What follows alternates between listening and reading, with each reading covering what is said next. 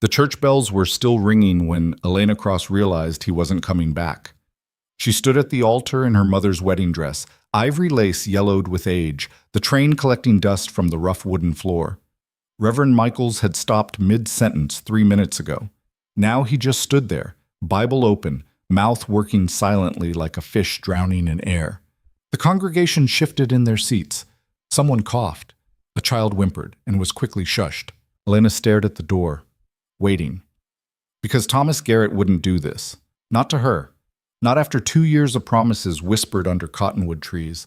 After all those letters when he'd gone to Denver for business. After he'd kissed her forehead last night and told her tomorrow would be the best day of their lives. The door stayed closed. "Miss Cross," Reverend Michaels said quietly, "perhaps we should—" "He's coming." Her voice came out steady. She'd give herself that much. "He probably just— the horse might have thrown a shoe or—" "Elena." Her father's hand landed on her shoulder, heavy and pitying. "Let's go home." That's when she heard it. The whispers starting in the back pews, spreading forward like wildfire through dry grass. She caught fragments. "Saw him this morning, packed his bags, headed east on the stage." The words didn't make sense, couldn't make sense. Margaret Simmons, her supposed best friend since childhood, stood up. She was crying, but there was something else in her face, something that looked almost like relief. "I'm so sorry, Elena. I thought you knew. I thought someone would have told you." "Told me what?" Margaret's eyes darted to the side to where young William Garrett sat next to his mother, Thomas's brother. William's face had gone white as chalk. "Tommy left early this morning," William said, his voice cracking. "He was only 19, barely grown. He took the eastbound stage, left a letter for Ma, said he couldn't—" He stopped, swallowed hard. "Said he couldn't go through with it." The church went completely silent. Elena felt something crack inside her chest. Not break. That would come later. This was the first fracture, the one that would spiderweb into 1,000 pieces over the next few hours. She looked down at her hands, at the small bouquet of wildflowers she'd picked herself that morning because Thomas had said he liked them better than hothouse roses. Did he say why? Her voice sounded far away, like it belonged to someone else. William wouldn't meet her eyes. That told her everything. She turned to Margaret. "You knew." Margaret's face crumpled. "He told me last week. He made me promise not to say anything. He said he'd tell you himself, but then he just—" "Last week." Elena repeated the words carefully, testing them. "You've known for a week." "I'm sorry. Everyone out." Elena's father's voice cracked like a whip. "Now." The congregation didn't need to be told twice. They filed out quickly, not quite running, but close.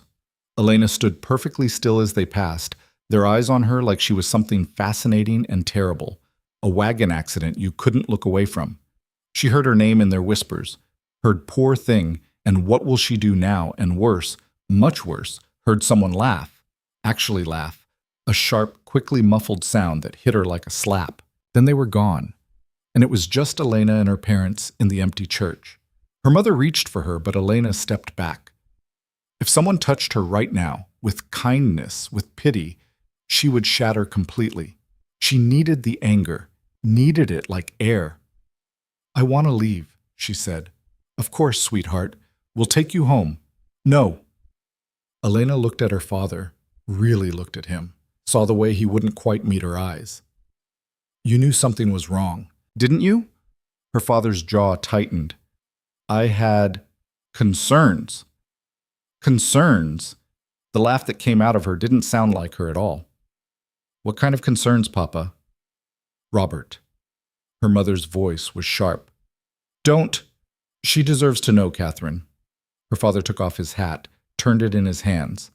"Thomas came to me 6 months ago, asked about your dowry. Wanted to know the exact amount." The second crack, deeper this time. "And?" Elena heard herself ask. "And I told him what I'd set aside. $300. The corner lot on Main Street." He paused. He seemed disappointed. Her mother made a small sound of distress. "So he was—" Elena couldn't finish the sentence.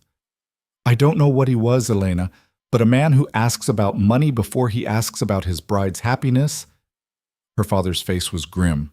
I should have said something. Should have stopped this before I made a fool of myself in front of the entire town. The bitterness in her voice was thick enough to choke on. Yes, that would have been good. She walked past them, heading for the door. Her mother called after her, but Elena didn't stop. Couldn't stop.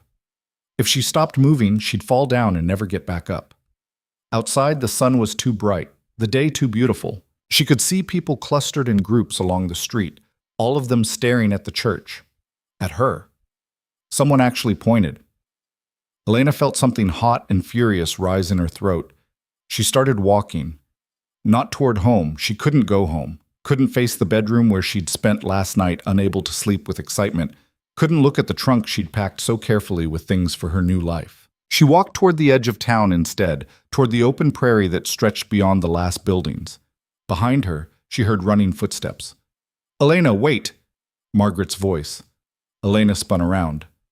"Don't." Margaret stopped, breathing hard. She'd always been soft, pretty in a way Elena had never quite managed. Blonde where Elena was dark, petite where Elena was tall and angular. Thomas had once told Elena he liked that she was different from other girls. She thought he meant it as a compliment. "I really am sorry," Margaret said. "I wanted to tell you, I swear, but Tommy said—" "Tommy?" Elena tasted the name. "You call him Tommy?" Margaret's face flushed. "Everyone calls him—" "How long?" "What? How long have you been sleeping with my fiancé, Margaret?" The color drained from Margaret's face so fast Elena thought she might faint. That was answer enough. "It wasn't— We didn't mean—" Margaret was crying now, hands fluttering uselessly. "It just happened, Elena. We couldn't help it. You don't understand what it's like to feel that way about someone." Elena hit her. She'd never hit anyone in her life, didn't even know she was going to do it until her fist connected with Margaret's jaw. Pain exploded across her knuckles. Margaret went down hard, landing in the dust with a shocked cry. People were shouting now, running toward them. Elena didn't care. She stood over Margaret, breathing hard, her hand throbbing. "You're right," Elena said quietly. "I don't understand, but I'm glad I never will." She walked away before anyone could reach them, past the last buildings, past the cultivated gardens and the fenced yards, into the wild grass that rose to her waist. Behind her, the shouting faded. She kept walking until her feet hurt, until the sun started to sink, until she couldn't see the town anymore when she looked back. That's when she finally stopped. Finally let herself feel it. The sobs came hard and ugly, tearing out of her chest like something alive. She sank down in the grass, ruining her mother's wedding dress, and cried until she couldn't breathe, until her throat was raw and her eyes burned. She cried for the future she'd imagined, for the children she'd named in her head, for the home she'd already decorated in her mind. She cried for her own stupidity, for believing a man who'd only wanted her money, for being so blind. When the tears finally stopped, the sun was nearly down. The sky had gone purple and gold, beautiful in a way that felt like an insult. Elena pushed herself to her feet, unsteady. She needed to go back. Face it. Face all of them. But when she turned around, she couldn't see the town, couldn't see anything but grass and distant mountains and the first stars beginning to appear. She'd walked farther than she thought. Much farther. Elena turned in a slow circle, looking for landmarks. Nothing. The panic started small, a flutter in her chest, then grew. She picked a direction and started walking, faster now, then running. The grass caught at her dress, tearing the lace. She fell once, hard enough to scrape her palms bloody, and got back up. The light was almost gone when she heard the horse. Elena spun toward the sound, relief flooding through her. Someone had come looking for her. Her father, probably, or... The horse that appeared out of the dimness wasn't from town. It was too big, too dark, and the man riding it was a stranger. He sat easy in the saddle, a rifle resting across his lap. Not pointing at her, but not exactly friendly either. In the dying light, she could make out a hard face, dark hair, a scar running from his left eyebrow to his cheekbone. He was maybe 30, maybe older. Hard to tell with men out here. They stared at each other for a long moment. "You lost?" His voice was rough, like he didn't use it much. Elena's voice came out hoarse from crying. "I was walking, Didn't realize how far I'd gone. Long way to walk in a wedding dress. He wasn't smiling, but something in his tone suggested he found the situation grimly amusing. The wedding didn't happen. She didn't know why she told him. Maybe because he was a stranger. Maybe because she'd never see him again. He considered this. Your choice or his? His. Then he's a fool. The stranger said it matter-of-factly, like commenting on the weather. He gestured behind him. Town's that way. 3 miles. You won't make it before full dark, and there's wolves out here this time of year. Elena's stomach dropped. I can't. You can ride with me, or you can take your chances. He held out a hand. Your call. Every sensible thing she'd ever been taught said to refuse. Don't get on a horse with a strange man. Don't go anywhere with someone you don't know. But the alternative was wandering the prairie in the dark, in a torn wedding dress with wolves. She took his hand. His grip was calloused and strong, and he pulled her up behind him like she weighed nothing. The horse barely shifted under the extra weight. Hold on, he said, and kicked the horse into a trot. Elena grabbed his coat, feeling the solid muscle underneath. He smelled like leather and wood smoke and something else, something wild. They rode in silence, and slowly the lights of town appeared in the distance. What's your name? Elena asked. He was quiet for so long she thought he wouldn't answer. Caleb Ward. The name meant nothing to her.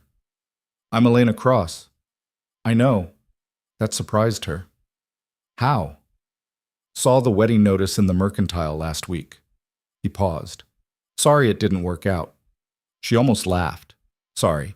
Like it was a minor inconvenience instead of her entire life falling apart. But she didn't say that, just held on as they rode. When they reached the edge of town, Caleb stopped the horse. This is far enough. Elena slid down, her legs shaky. She looked up at him, this stranger who'd helped her for no reason she could understand. Thank you. He nodded once, started to turn the horse. Wait! She didn't know what made her say it. Where do you live, in case I want to repay the favor? You don't owe me anything. But he gestured west. Ward Ranch, 15 miles past Silver Creek, but you won't be coming out there. How do you know? For the first time, something that might have been a smile crossed his face. Because girls like you don't end up in places like that. Then he was gone, melting into the darkness like he'd never been there at all. Elena stood alone at the edge of town, the ruined wedding dress hanging off her like a ghost of what should have been. She could see people in the windows of the houses, see lamps being lit, families sitting down to dinner. Normal lives, continuing on like her world hadn't just ended. She started walking toward her parents' house.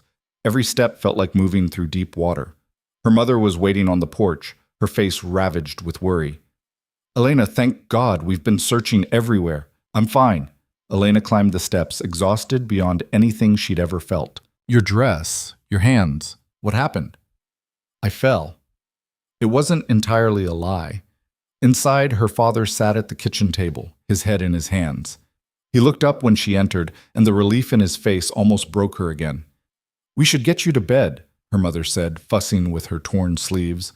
You've had a terrible shock. Things will look better in the morning. No, they won't. Elena pulled away. They won't look better, Mama. Everyone knows. The whole town watched him leave me standing there. People will forget, her father said, but his voice lacked conviction. Elena shook her head. No, they won't. She went upstairs to her room, to the trunk she'd packed with such hope. She opened it slowly, looking at the things inside. The nightgowns she'd sewn herself, the books she'd chosen to take to her new home. The locket Thomas had given her for her birthday. She picked up the locket, turned it over in her hands, felt the weight of it. Then she opened the window and threw it as hard as she could into the darkness. It didn't make her feel better. Nothing would make her feel better. Elena changed out of the ruined dress, left it in a heap on the floor, and crawled into bed. She could hear her parents downstairs, their voices low and worried. Tomorrow they'd try to comfort her. Tomorrow people would come by with casseroles and pitying looks. Tomorrow her life would officially be over, because what future did a woman have after being publicly abandoned? She closed her eyes and tried to sleep, but all she could see was Thomas's empty place at the altar. All she could hear were the whispers, the barely contained laughter. And underneath it all, unexpected and strange, She kept thinking about Caleb Ward, about his scarred face and rough voice, and the way he'd said, "Girls like you don't end up in places like that," like he knew something she didn't. She fell asleep thinking about places girls like her weren't supposed to go, Sem. The next 2 weeks were exactly as bad as Elena had feared. Worse, actually. The women of town divided into 2 camps, those who pitied her and those who clearly thought she'd done something to drive Thomas away. Both groups made her want to scream. The pity brigade brought food and sat in her mother's parlor making sympathetic noises while their eyes gleamed with the excitement of tragedy. The other group whispered behind their hands when she walked by, loud enough for her to hear fragments. Must have been cold in bed. Probably drove him to Margaret. Always was too proud. Men didn't know how to look at her anymore. Some stared at the ground when she passed. Others looked at her differently than before, like she was something damaged, available, no longer protected by an engagement. 3 days after the wedding, Samuel Porter cornered her outside the mercantile. Miss Cross? He was 40 if he was a day, with a beer gut and tobacco-stained teeth. I heard about your troubles. Shame about young Garrett. Excuse me. Elena tried to step around him. He moved to block her path. Now, I know this ain't the best time, but I've been thinking, you're going to need someone to take care of you. And I got a good business. The tannery's doing real well. I could use a wife who knows how to read and write, help with the books. Elena stared at him. Are you proposing to me? Just being practical. He smiled, showing those yellow teeth. You ain't got many options now, do you? Not at your age. And after what happened, well, folks talk, but I don't mind damaged goods. She slapped him. Harder than she'd hit Margaret, hard enough that her palms stung and his head snapped to the side. Don't you ever, she said quietly, call me damaged goods again. She walked away with her head high, but her hands were shaking. Because he was right, wasn't he? She was 23, which was already considered on the shelf. No money of her own, no prospects, no skills except the ones that made a good wife, cooking, sewing, keeping house, and now no man in town would want her except the desperate ones, the ones like Samuel Porter who saw her as salvageable merchandise. That night, her father sat her down. Elena, we need to talk about your future. I don't have a future. Don't say that. But his face was troubled. Your mother and I have been thinking. We have family in St. Louis. Your Aunt Mary. She's mentioned before that she could use help in her boarding house. It might be good for you to get away for a while, start fresh somewhere no one knows what happened. Start fresh? As what? A glorified servant in her aunt's house, cleaning rooms for strangers, getting older and more invisible until she became that woman, the sad spinster everyone felt sorry for. Is that what you want? Elena asked. To send me away? We want you to be happy. Her mother's eyes were red from crying. And you can't be happy here. Not anymore. They were right. Elena knew they were right, but the thought of leaving, of running away to hide in St. Louis like a wounded animal, made her feel sick. I need to think about it, she said. She went to bed but couldn't sleep. Instead, she lay awake, staring at the ceiling, thinking about Caleb Ward. About the way he'd looked at her like she was a person, not a tragedy or a scandal. About how he'd said Thomas was a fool with such certainty, like it was objective fact. Ward Ranch, 15 miles past Silver Creek. The thought formed slowly, dangerously. She pushed it away at first. It was insane, impossible. But it kept coming back, growing stronger. 3 days later, she overheard her mother talking to Mrs. Henderson. Such a sweet girl. She doesn't deserve this. Of course not. But what can be done? She'll have to go away, I suppose. Start over somewhere else. If only Thomas hadn't... Her mother's voice broke. She had everything planned. She was so happy. Men can be cruel. Mrs. Henderson's voice dropped lower. Though between you and me, Catherine, I heard he's already engaged to Margaret Simmons. They're getting married next month in Denver. Elena stood frozen in the hallway. Next month. 1 month after he was supposed to marry her. She walked out of the house without telling anyone where she was going. Walked straight to the stable and saddled her father's mare, ignoring the stable boy's protests. She rode out of town heading west, past Silver Creek, into country she didn't know. She found the Ward Ranch just before sunset. It was bigger than she'd expected, sprawling across a valley with mountains rising behind it. The house was large but weathered, the barn solid, the corrals well-maintained but empty of cattle. It had the look of a place that had seen better days. Elena tied the horse and walked up to the front door. Her heart was pounding so hard she could barely breathe. This was insane. She should turn around, go home, accept her aunt's offer. She knocked. Long silence.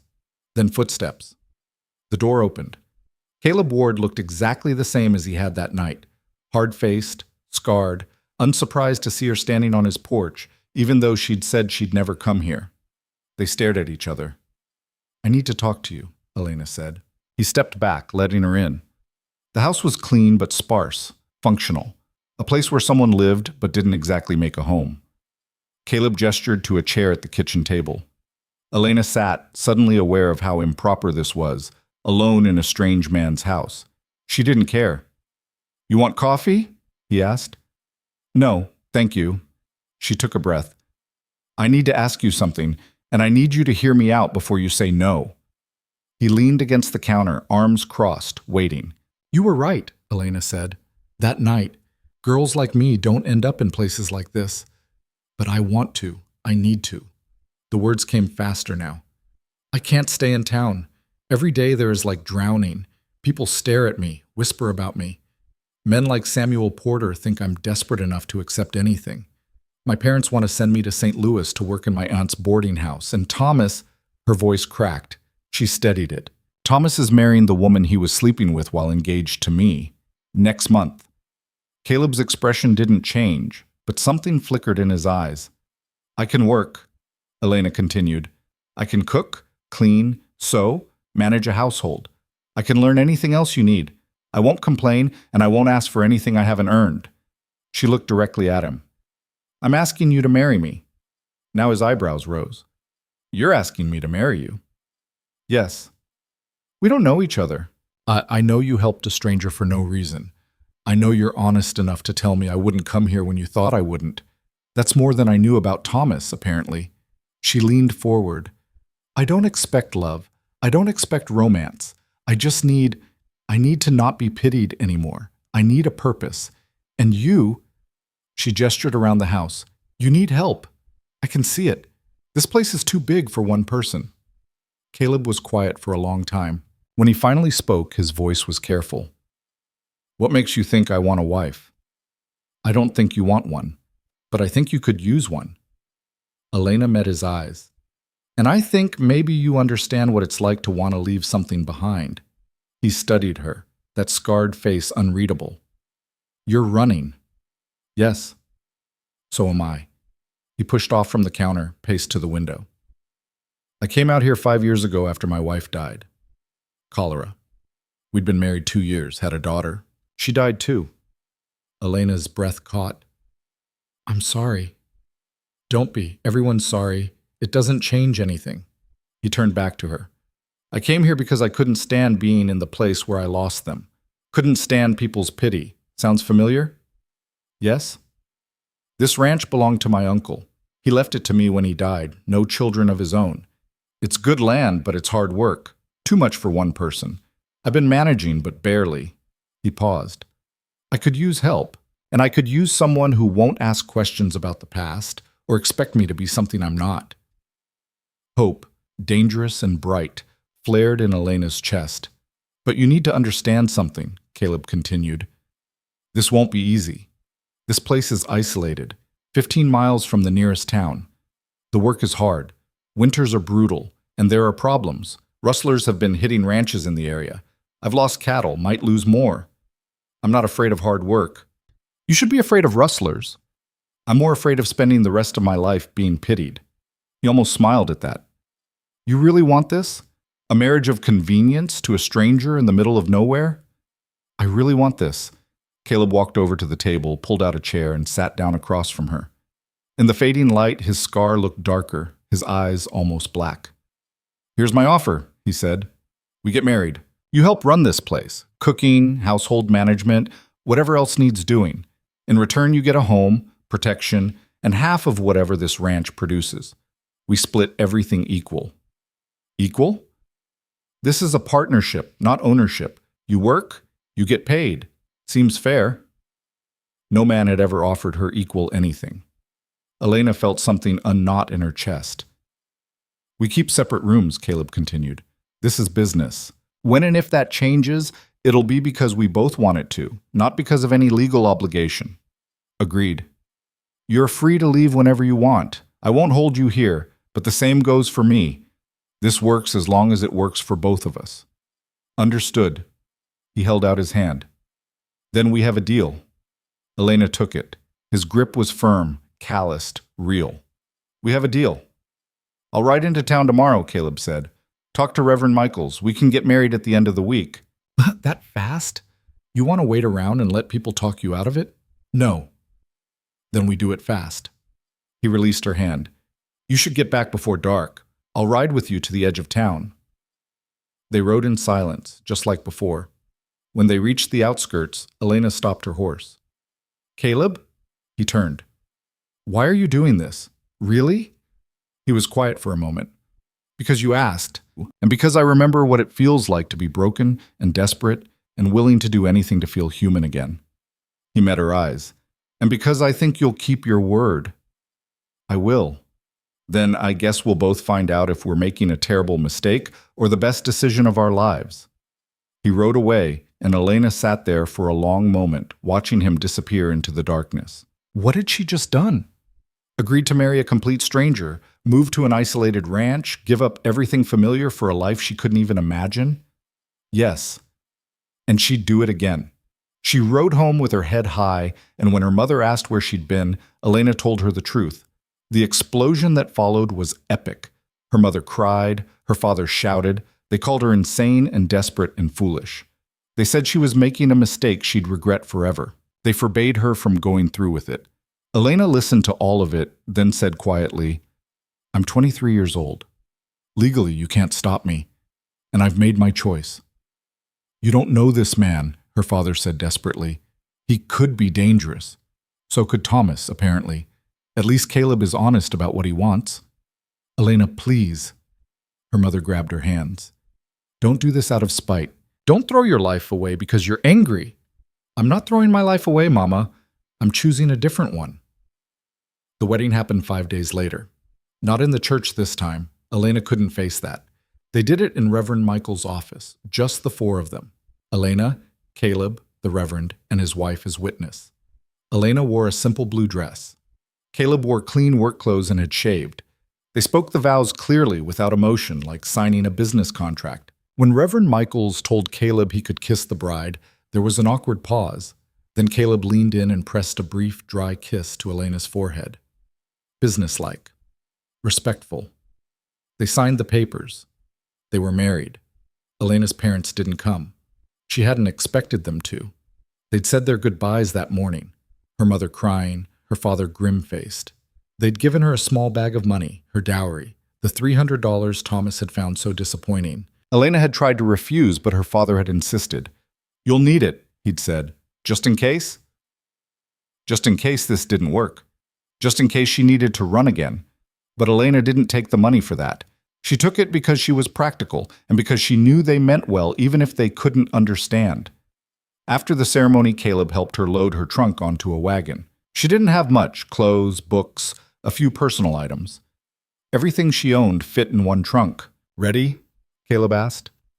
Elena looked back at the town one last time, saw curtains twitching in windows, saw people watching, let them watch, let them talk.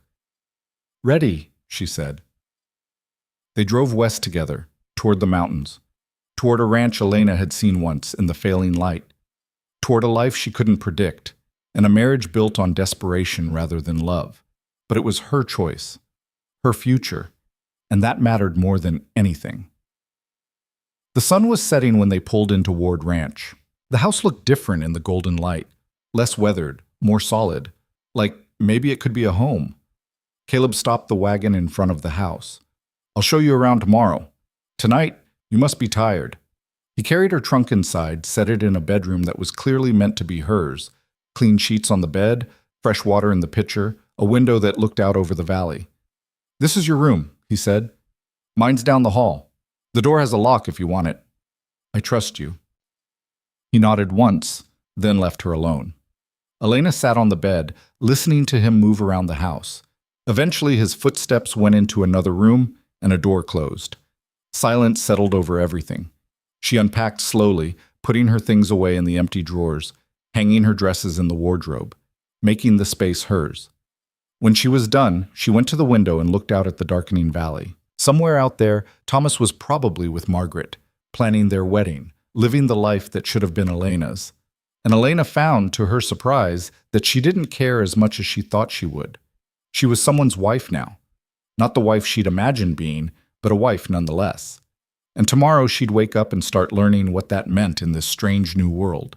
She slept better that night than she had in weeks. When she woke, sunlight was streaming through the window and she could smell coffee. Elena dressed quickly and went downstairs.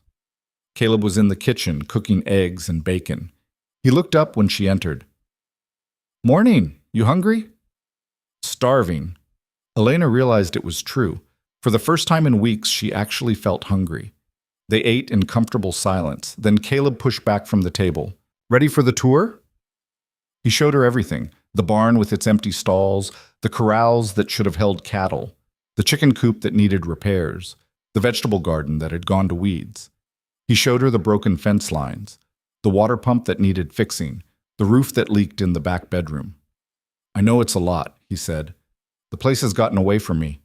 After Sarah and Mary died, I stopped caring for a while. By the time I started again, there was too much to do alone." Sarah and Mary, his wife and daughter. Elena filed the names away carefully. "We'll fix it," she said. "One thing at a time." They spent that first day making a list. Repairs needed, supplies to buy, priorities to set. Elena learned that Caleb had sold most of his herd last year when the rustling got bad, kept only what he could watch closely. He'd been planning to build back up, but couldn't manage the ranch work and everything else alone. "That's why you need a partner," Elena said. "That's why I need a partner," he agreed. They fell into a routine quickly. Caleb worked outside, mending fences, repairing the barn, handling the remaining cattle. Elena worked inside and around the house, cleaning, cooking, tending the garden, fixing what was broken. In the evenings, they ate dinner together and went over the day's progress. Then they retreated to their separate rooms. It was strange and businesslike, and nothing like a real marriage, but it worked. 2 weeks in, Elena fixed her first fence post. Caleb had shown her how the day before, and she'd practiced until her hands were blistered. When he came back and saw it standing straight and solid, he'd actually smiled. "Good work." 2 words, but they felt like more than all of Thomas's pretty promises ever had. A month in, they were eating dinner when Caleb said, "There's a cattlemen's meeting in town next week. I should go. The rustling's getting worse. We need to organize." Elena's stomach tightened at the word town, but she nodded. "I'll come with you." He looked surprised. "You don't have to. I know it'll be... People will talk." "People always talk. I'd rather face them." So they went together, driving the wagon into town early on a Saturday morning. Elena wore her best dress and held her head high as they passed people on the street. Some stared, some whispered. Samuel Porter actually crossed to the other side of the street to avoid them, but others nodded, tipped their hats, treated her with the same respect they'd always shown. While Caleb went to his meeting, Elena visited the mercantile. Mrs. Chen, the owner, greeted her warmly.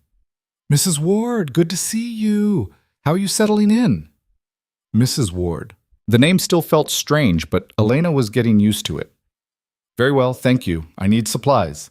She handed over her list. While Mrs. Chen gathered items, Elena noticed Margaret Simmons across the store. Their eyes met.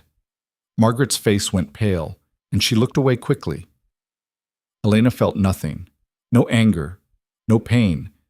Just a distant curiosity about who she'd been when she cared what Margaret thought. They loaded the wagon and headed home. Halfway back, Caleb suddenly pulled the horse to a stop. "What?" Elena asked. He pointed. In the distance, riders moving across their property. 3 of them, driving a small group of cattle ahead of them. "Rustlers," Caleb said quietly. His hand moved to the rifle under the wagon seat. Elena's heart started pounding. "What do we do?" "We?" He looked at her. "You stay here. I go run them off." "There are 3 of them." "I know." He was already climbing down. Elena grabbed his arm. No, we both go, or neither of us does. Elena, we're partners. Equal, you said. That means I don't hide while you take all the risk. They stared at each other. Finally, Caleb handed her a pistol from under the seat. You know how to use this? I'll learn fast. His mouth twitched, not quite a smile, but close. Stay behind me, and for God's sake, don't shoot unless you mean to kill. They approached the riders slowly. The rustlers saw them coming, pulled their horses around. One of them, a big man with a red beard, actually laughed. Ward, thought you'd given up on these cattle. They're mine, Caleb said, his voice flat. Leave them. Redbeard's eyes flicked to Elena, lingered in a way that made her skin crawl. Who's this? Your new cook? My wife. That surprised them. Good. Well, congratulations. Redbeard wasn't laughing anymore. But that doesn't change facts. These cattle are wandering, no brands we can see. That makes them fair game. They have brands, Ward Ranch. You just haven't looked close enough. Funny, I don't see your ranch hands here to prove it. You're looking at them, Elena said. The rustlers actually turned to look at her. Redbeard grinned. That's so. Well then, little lady, why don't you run on home and let the men handle this? Elena raised the pistol. Her hand didn't shake. She was too angry for that. The men can watch while I handle it. Those are our cattle. Leave. Now. The moment stretched out, dangerous and tight. 3 against 2, and one of the 2 was a woman who'd never fired a gun at another person. The odds were bad. But then Redbeard saw something in Elena's face, or maybe in Caleb's stance, that made him reconsider. He raised his hands in mock surrender. Easy now. No need for violence. We'll find cattle somewhere else. He tipped his hat. Mrs. Ward, a pleasure. They rode off, leaving the cattle. Elena kept the pistol raised until they were out of sight, then lowered it slowly. Her hands were shaking now, delayed reaction setting in. You okay? Caleb asked. I will be. She looked at him. Did I do that right? You did it perfect. And this time he actually smiled, full and genuine and transforming his hard face into something almost handsome. You scared the hell out of them, and me, a little. They drove the cattle back toward the ranch, and Elena felt something settle inside her chest, something solid and sure. This life wasn't what she'd planned, but it was hers, and she was learning that she was much braver than she'd ever known. That night, after dinner, Caleb taught her to clean and load the pistol properly. Keep it close, he said. Those men won't forget this. They might come back. Then we'll be ready. He nodded, studying her with those dark eyes. You're different than I thought you'd be. Different how? Stronger. Most women would have run by now. Most women didn't have their wedding fall apart in front of an entire town. That either breaks you or it teaches you what you're made of. Elena met his eyes. Turns out I'm made of tougher stuff than anyone thought, including me. I'm starting to see that. They stood there in the kitchen, close enough that Elena could see the scar on his face in detail, could see flecks of gold in his dark eyes. The air between them felt different, charged with something neither of them was ready to name. Finally, Caleb stepped back. Good night, Elena. Good night. She went to her room, but she didn't sleep for a long time. She lay awake thinking about the way Caleb had looked at her, about the smile that had transformed his face, about the fact that for the first time since Thomas left her at the altar, she felt like herself again. No, better than herself. She felt like someone new, someone who could face down rustlers and learn to shoot and build a life from nothing. The abandoned bride was gone. In her place stood Elena Ward, rancher's wife, equal partner, survivor. And the story was just beginning. The first snow came early that year, catching them in the middle of repairing the barn roof. Elena was halfway up the ladder with a bundle of shingles when the wind shifted, bringing fat white flakes that stuck to her eyelashes and made the rungs slippery under her boots. Get down, Caleb called from above. This is about to get bad. He was right. Within an hour, the world had turned white, wind howling across the valley hard enough to rattle the windows. They spent the afternoon battening down the animals, securing what they could, then retreated to the house as the temperature dropped. Elena stood at the kitchen window watching the snow pile up against the fence posts. How long does it usually last? Could be a day, could be 3. Caleb was building up the fire, his movements efficient. We've got enough food, enough wood, we'll be fine. But fine turned out to be relative. By the second day, they were both going stir-crazy in the small house, too aware of each other in ways they'd managed to avoid during the busy working hours. Elena caught herself watching Caleb as he read by the fire, noticing details she'd trained herself not to see, the way his hair fell across his forehead, the strength in his hands, the rare moments when his guard dropped and something almost soft crossed his features. She turned away, focusing on mending a shirt. This was dangerous territory. They had an arrangement, a partnership. Noticing things like the curve of his mouth or the sound of his laugh was not part of the deal. "You're quiet," Caleb said. Elena looked up. He was watching her, the book forgotten in his lap. "Just thinking," she said. "About?" She considered lying, then decided against it. Honesty was safer than whatever dance they'd fall into otherwise. "About how strange this is. 2 months ago, I didn't know you existed. Now we're snowed in together and it feels almost normal." Normal. He tested the word. "Is that good or bad?" "I haven't decided yet." He smiled at that, just a little. Then his expression shifted, became more serious. "Can I ask you something?" "Yes?" "Do you ever regret it, coming here instead of going to St. Louis?" Elena set down her mending. "No. Do you regret letting me come?" "No." He said it without hesitation. "You work harder than any ranch hand I've ever had. And you don't complain even when the work is terrible." "The work is terrible," Elena said. "But it's mine. That makes a difference."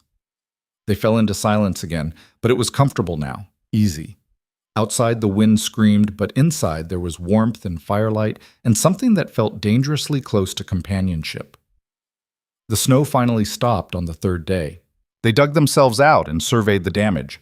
A few broken fence posts, some shingles blown off the barn, nothing they couldn't fix. But when they checked on the cattle, they found 5 missing. Caleb's face went hard. "Rustlers. They used the storm as cover." Elena felt rage burn through her. They'd worked too hard, risked too much. "We're going after them." "Elena, don't. Don't tell me to stay here while you handle it. Those are our cattle." He studied her for a long moment, then nodded. "Get the rifles." They tracked the cattle through fresh snow, following the trail west toward the breaks, rough country, full of ravines and hidden coulees where men could disappear. It was dangerous terrain even without the threat of armed thieves, and Elena's horse stumbled twice on hidden ice. "Careful," Caleb said. "Horse breaks a leg out here. You're walking home in the cold." "Then I won't let him break a leg." They found the cattle in a box canyon, guarded by 2 men Elena didn't recognize. Young, probably not yet 20, with the cocky stupidity of boys who thought holding a gun made them men. "That's far enough," the taller one called when he saw them approaching. His rifle wasn't quite pointed at them, but it wasn't pointed away either. Caleb reined in his horse. "Those are Ward cattle. You're on Ward land. Leave now and we'll call it a mistake." "Mistake?" The shorter one laughed. "We found these strays wandering, figured we'd take them someplace safe." "Safe?" Elena's voice cut through the cold air. "You mean someplace you could sell them?" Both boys looked at her, seemed to notice her for the first time. The tall one's expression shifted into something uglier. "Maybe you should let your man do the talking, lady." "Maybe you should shut up and listen," Elena said. She'd learned something important over the past 2 months. Men like this respected force, not politeness. "Here's what's going to happen. You're going to walk away from our cattle. You're going to leave this canyon, and you're going to tell whoever sent you that Ward Ranch isn't easy pickings anymore." The shorter one actually took a step back, but the tall one puffed up, pride wounded. "And if we don't?" Elena raised her rifle. Beside her, she heard Caleb do the same. "Then we shoot you and take our cattle anyway. Your choice." The moment hung there, frozen like the landscape around them. Elena kept her breathing steady, her aim true. She'd practiced enough over the past weeks that holding the rifle felt natural now, though she'd never actually shot at a person. Hoped she wouldn't have to today. The tall one broke first. He lowered his rifle, spat in the snow. "This ain't over." "Yeah, it is," Caleb said quietly. Tell your boss that next time we won't be so understanding." They watched the rustlers ride away, then spent an hour herding the cattle back toward the ranch. Elena's hands were shaking by the time they got home, delayed reaction finally setting in. "That was stupid," she said as they put the horses away. "We could have been killed. But we weren't." "That's not the point." Caleb turned to face her. "The point is we stood up for what's ours, together. That matters more than being safe." Elena stared at him. Snow was melting in his dark hair, and his face was red from the cold, and she realized with sudden, unwelcome clarity that she was attracted to him. Not just noticed him, actually wanted him in ways that had nothing to do with partnership or convenience. "Elena?" His voice was softer now. "You all right?" She stepped back, needing distance. "Fine. Just cold. I should go inside." She fled to the house, her heart hammering. This was not part of the plan. She was not supposed to develop feelings for her business arrangement husband. That way led to complications, to hurt, to all the things she'd come here to escape. That night at dinner, the air between them felt different again, charged with things neither of them was saying. Caleb kept glancing at her, his expression unreadable. Elena focused on her food and tried to ignore the way her stomach fluttered when their hands accidentally touched, reaching for the salt. "I'm going to town tomorrow," Caleb said finally. "Need to talk to the sheriff about the rustling. You want to come?" "No." The word came out too fast. "I mean, I have work here. The chickens need... I should stay." He nodded slowly. "All right." He left early the next morning. Elena threw herself into work, trying not to think about him, about the way his presence had started to fill the house in ways she hadn't anticipated. She cleaned the already clean kitchen, reorganized the pantry, mended clothes that didn't really need mending. She was in the barn mucking out stalls when she heard horses. Multiple horses. Her stomach dropped. Caleb wasn't due back for hours. Elena grabbed the pitchfork and moved to the barn door carefully. 4 riders were approaching the house, and even from a distance she could see they weren't friendly. One of them was Redbeard from their first encounter. She ran for the house, grabbed the rifle, and positioned herself by the front window. Her hands were steady now. Fear would come later. Right now, she needed to be smart. The riders stopped in front of the house. Redbeard dismounted, walked right up to the porch. "Mrs. Ward," he called, "we need to talk." Elena opened the door just wide enough to point the rifle through. "My husband isn't here. Come back later." Now, that's not very hospitable. Redbeard's smile didn't reach his eyes. "We just want to have a friendly conversation." Nothing friendly about 4 armed men showing up when they know a woman's alone. See, that's the thing. He took a step closer. You're not supposed to be alone. Your husband should be here protecting his property, but he's not. Which makes me think maybe you're not as important to him as you'd like to believe. The words hit harder than they should have. Elena kept her expression flat. "Think what you want, but you're still leaving."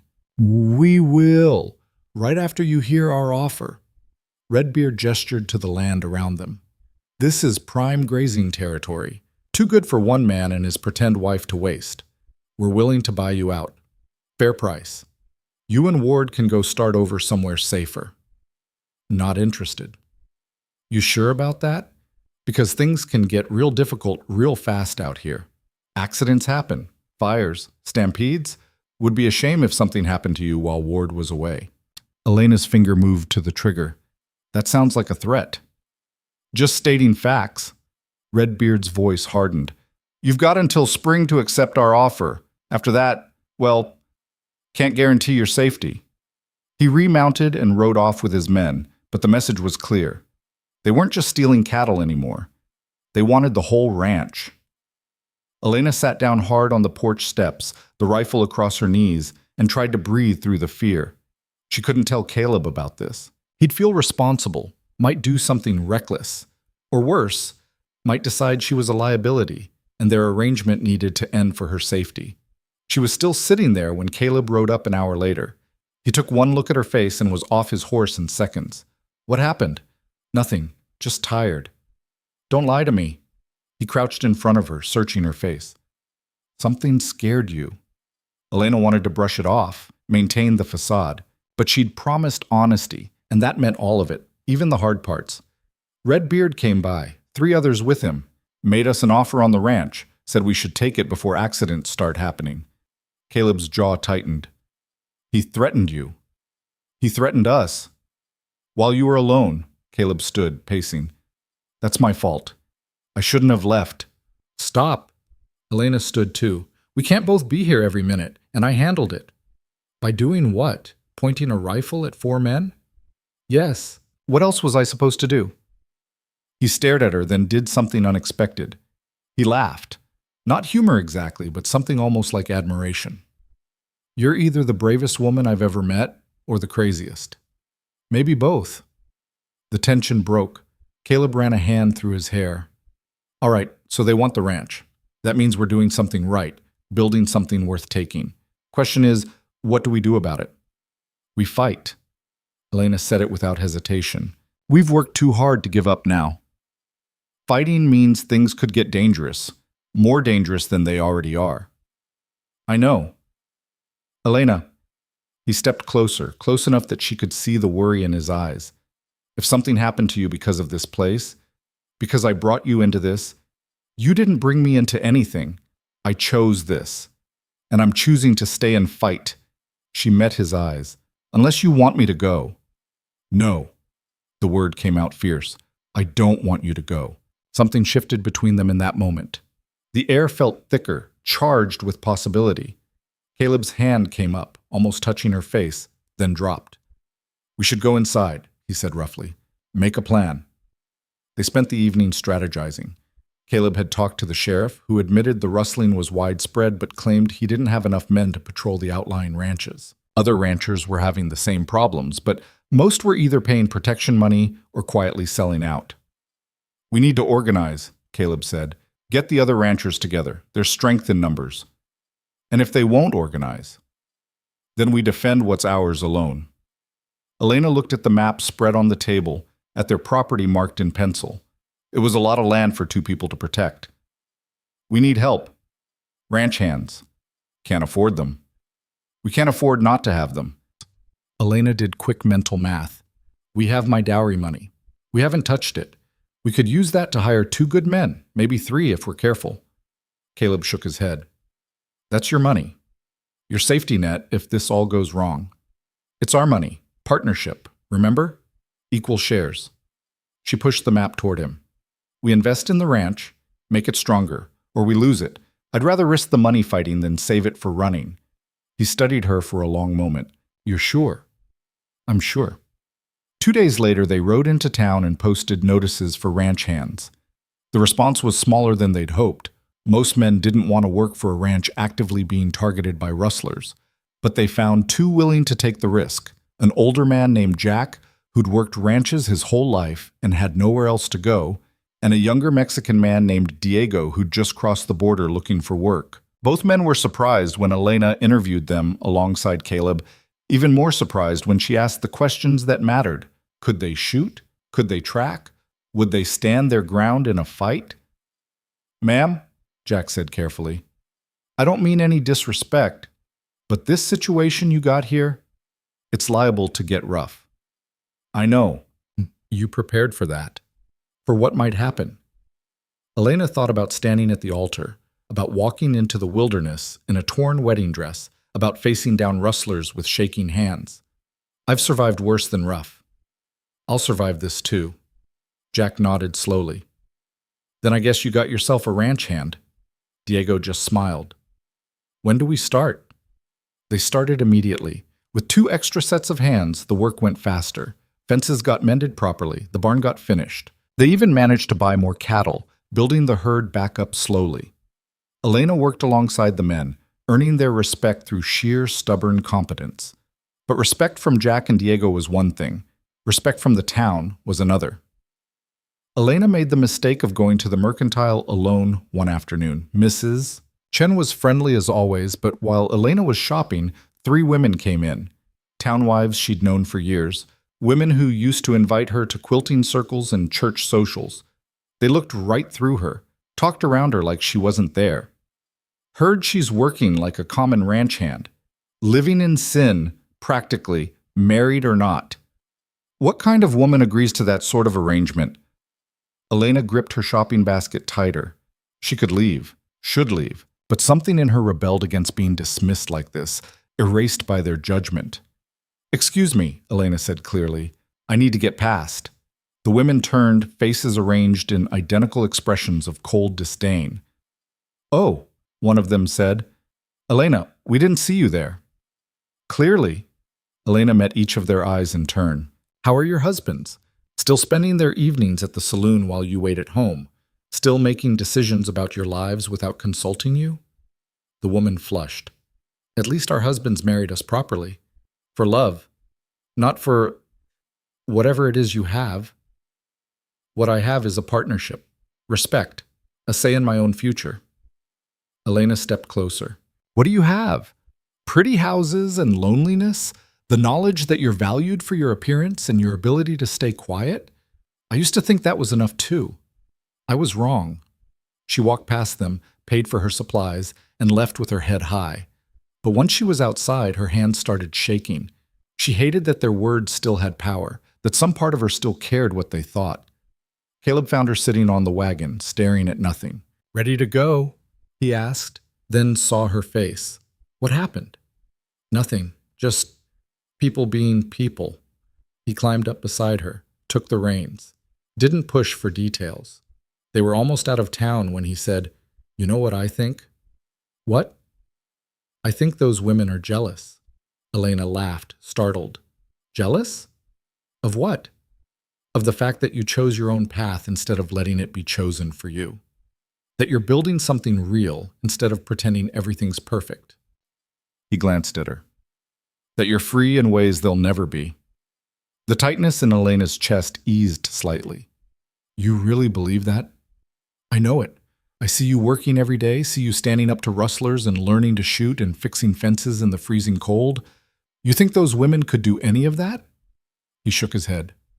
"They're scared of you. That's why they're cruel." Elena sat with that thought as they rode home. Maybe Caleb was right. Maybe their cruelty came from fear, from seeing a woman who'd broken all the rules and survived. It didn't make it hurt less, but it made it make sense. Winter deepened. They worked harder, preparing for the spring roundup, building up their strength and their herd. Jack taught Elena to rope properly. Diego showed her how to read tracks, how to tell the difference between their cattle and strays. Caleb taught her to fight, actual fighting, not just shooting, how to use her size and speed, where to aim to incapacitate. "Hope you never need this," he said one afternoon after a particularly brutal sparring session. "But better to know and not need it than need it and not know." Elena wiped blood from her split lip. She'd been too slow blocking one of Caleb's punches. "Again." "You're already bleeding." "Again."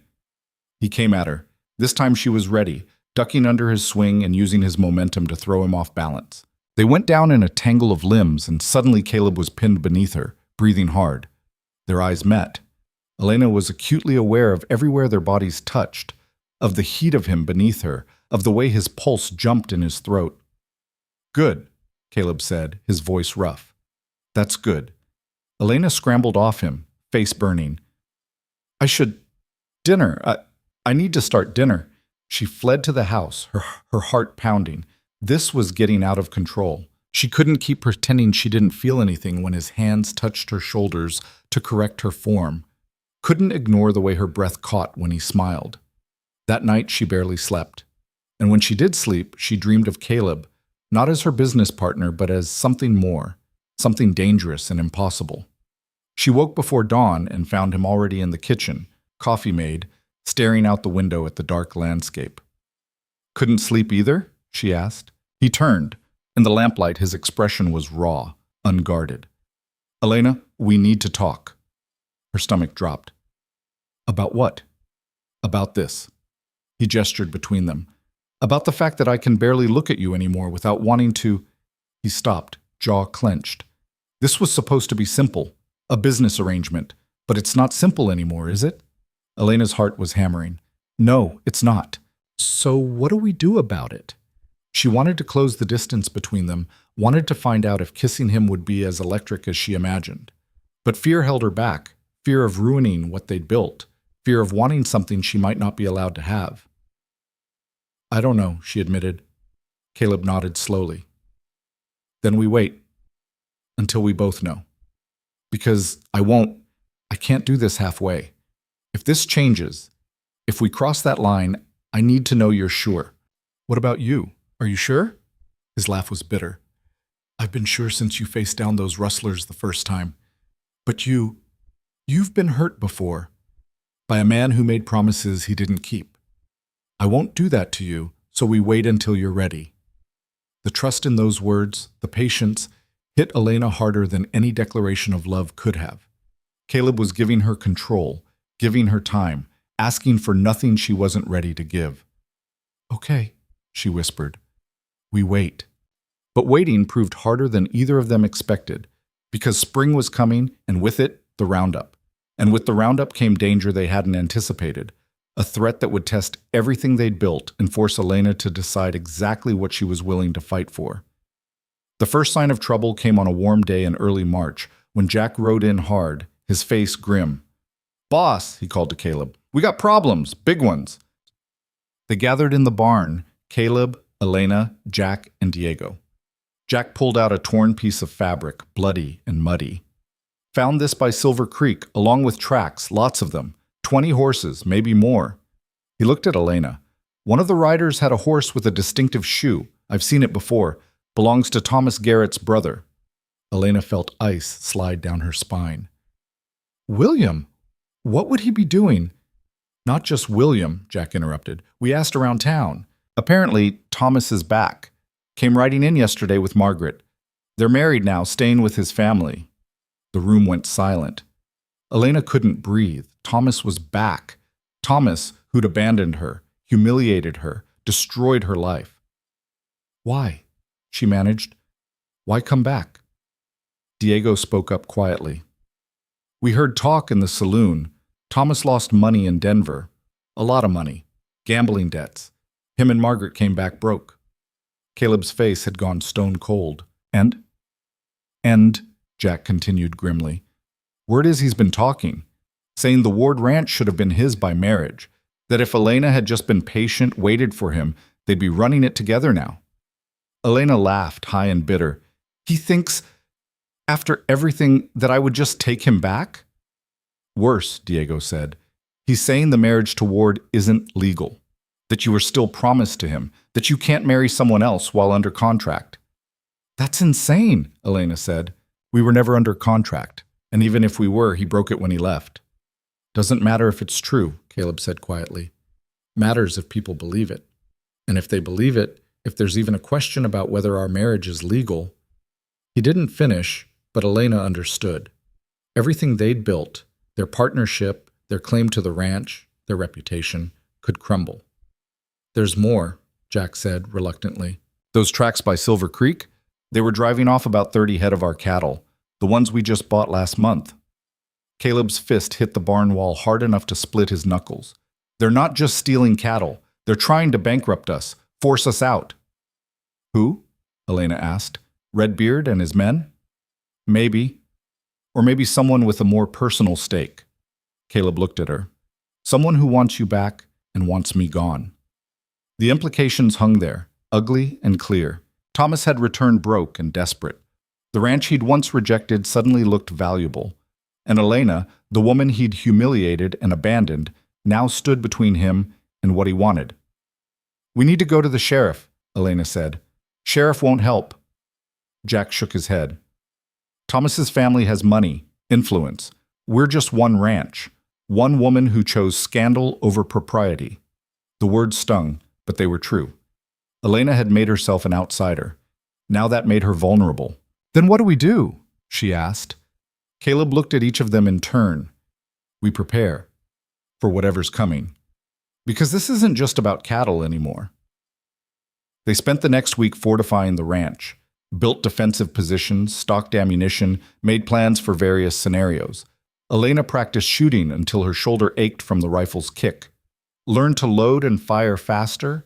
Learn to shoot from cover. Learn to aim for center mass instead of trying for fancy shots. She was in the yard practicing when a rider appeared on the horizon. A single rider coming fast. Elena grabbed her rifle, called for Caleb, but as the rider got closer, she recognized the horse. the way he sat in the saddle. Thomas Garrett had come calling. Elena raised the rifle before Thomas had even dismounted. Her hands were steady, her aim true. Months of practice had burned the muscle memory into her bones. Breathe, sight, squeeze. She could drop him from here if she needed to. Caleb appeared at her shoulder, his own rifle ready. Behind them, she heard Jack and Diego moving into position by the barn. They drilled for this, though she'd never imagined it would be Thomas riding up to their door. "That's far enough," Elena called out. Thomas reined in his horse 20 yards from the house. He looked different than she remembered. Thinner, his clothes expensive but worn, his face carrying new lines around the eyes and mouth. The golden boy she'd once loved had tarnished. "Elena." His voice carried across the distance, familiar enough to make her stomach clench. "I need to talk to you." "No. Please, just 5 minutes. I came alone, see?" He spread his hands, showing he was unarmed. "Just want to talk." Caleb's voice was ice. She said no, you should leave. Thomas's eyes flicked to Caleb, and something ugly crossed his face. "This is between me and my fiancée." "Your wife," Caleb corrected. "She's my wife, and you're trespassing. That marriage isn't valid. Elena was promised to me first. Everyone knows it." Elena felt rage bubble up, hot and sharp. "I was promised to you." Past tense. "You broke that promise when you abandoned me at the altar and ran off to Denver with my best friend." "I made a mistake." Thomas dismounted slowly, hands still visible. "I know that now. I was young, stupid, scared of commitment. But I've had time to think, Elena. Time to realize what I lost." "What you lost?" Elena laughed, bitter. "You lost nothing, Thomas. You chose to leave. You chose Margaret. You chose money over me. Those were your decisions." "I know, and I'm sorry. Truly sorry." He took a step closer. Caleb's rifle tracked the movement. "But we can fix this. You can come home. We'll get married properly, the way we should have before. Everyone will understand you were hurt, confused. You made a rash decision with this stranger, but it's not too late to make it right." The audacity of it stole Elena's breath. "Make it right? Thomas, you humiliated me in front of the entire town. You slept with Margaret while wearing my ring. You took the coward's way out instead of telling me the truth. And now you come back, broke and desperate, and expect me to just, what? Forgive you? Take you back?" "It wasn't about the money," Thomas said quickly, too quickly. "Margaret and I, it happened. But it was a mistake. She's not you. She could never be you." "Where is Margaret now?" Elena asked. Thomas's face shifted. "That's not important." "It's absolutely important. Did you leave her too? Or is she waiting in town while you try to win back your backup plan?" "Elena, please, answer the question." Thomas's jaw tightened. "Margaret and we're having difficulties. The marriage didn't work out the way either of us expected. But that doesn't change how I feel about you, how I've always felt." Caleb made a sound of disgust. "You're unbelievable. You ruined 2 women's lives and you're still only thinking about what you want." "Stay out of this, Ward. This is between me and Elena." "Everything involving Elena involves me." Caleb stepped forward, putting himself slightly in front of her. "That's what marriage means. Real marriage, not whatever the hell you thought you had." Thomas's expression hardened. "You think you can keep her? A woman like Elena in a place like this? She's educated, refined. She should be in town with neighbors and society, not stuck out here playing ranch hand with you." "I'm not playing anything," Elena said coldly. "And I'm not a woman like Elena anymore. I'm Elena Ward. This is my home. Caleb is my husband. And you need to leave before I forget I'm trying to be civilized." Thomas's face cycled through expressions. Surprise, hurt, anger. He settled on desperation. "Just talk to me. 5 minutes alone, that's all I ask. Hear me out." "No. Elena, I rode all the way out here." "I don't care." Elena's voice rose. "I don't care that you rode here. I don't care that you're sorry. I don't care that your marriage failed, or that you're broke, or that you suddenly think I'm worth your time. You made your choice. I made mine. Now get off my property." "Your property?" Thomas laughed harshly. "This isn't yours. You have no legal claim to anything. When I contest your marriage, and I will, you'll be left with nothing. No home, no money, no husband." You'll be exactly where you were before, except worse. Because now everyone knows you're a woman willing to sell herself to the first man who'll have you. The words hit like a physical blow. Elena felt Caleb tense beside her, felt him preparing to do something violent. She put a hand on his arm, stopping him. "You're wrong," she said quietly. "I'm not the same woman I was. That girl who waited for you at the altar? She's gone. You killed her when you rode away. What's left is someone stronger, someone who learned what she's capable of when she stops waiting for men like you to give her permission to live." Fine words from someone who's about to lose everything. I've already lost everything once. It didn't kill me. This won't either. Elena lowered the rifle slightly, her decision made. But here's what will happen if you try to contest my marriage, or make trouble for us. I'll tell everyone in town exactly what you did, every detail. How you asked my father about my dowry before you asked about my happiness. How you slept with Margaret in the weeks before our wedding. How you left a note instead of facing me like a man. How you came back here broke and desperate, trying to manipulate me into saving you from your own bad decisions. Thomas's face went white. You wouldn't try me. See what happens when a woman decides she's got nothing left to lose. She raised the rifle again. Now get out, and tell whoever you're working with, Redbeard, your brother, whoever else thinks they can run us off, that Ward Ranch isn't going anywhere. We'll fight for every inch of this land. For a moment, Thomas just stood there, and Elena saw him clearly for the first time. Not the charming man she'd loved, not the villain she'd built him up to be in her mind, just a weak, selfish person who'd never grown up, who still thought the world owed him something. You'll regret this, he said finally. The only thing I regret is ever believing you loved me. Thomas mounted his horse with jerky, angry movements. He looked at Elena one last time, and what she saw in his face made her blood run cold. It wasn't love or regret. It was rage. Pure wounded male pride wrapped in fury. This isn't over, he said. Yes, it is. He rode away hard, dust flying. Elena kept the rifle up until he was out of sight, then lowered it slowly. Her arms were shaking now, delayed reaction flooding through her. You all right? Caleb asked. I will be. Elena turned to look at him. He's going to make trouble. Real trouble. I know. Jack and Diego approached from the barn. Jack's expression was grim. Boss, we got a problem. While that was happening, I was watching the ridge, saw at least 10 riders up there. They were watching the whole thing. Diego nodded. They didn't try to hide, wanted us to see them. Caleb swore. How many did you recognize? Redbeard and his crew, some of the Garrett Ranch hands, and a few I didn't know. Jack hesitated. But they were organized, waiting for a signal, looked like. Thomas wasn't here to talk, Elena said, realization dawning. He was here to keep us distracted while they positioned themselves. But distracted from what? Diego asked. The answer came an hour later when they rode out to check the herd. Half the cattle were gone, driven off during Thomas's visit, while all their attention was on the house. Worse, they'd left a message. One of their steers shot and left to rot, with a note pinned to it.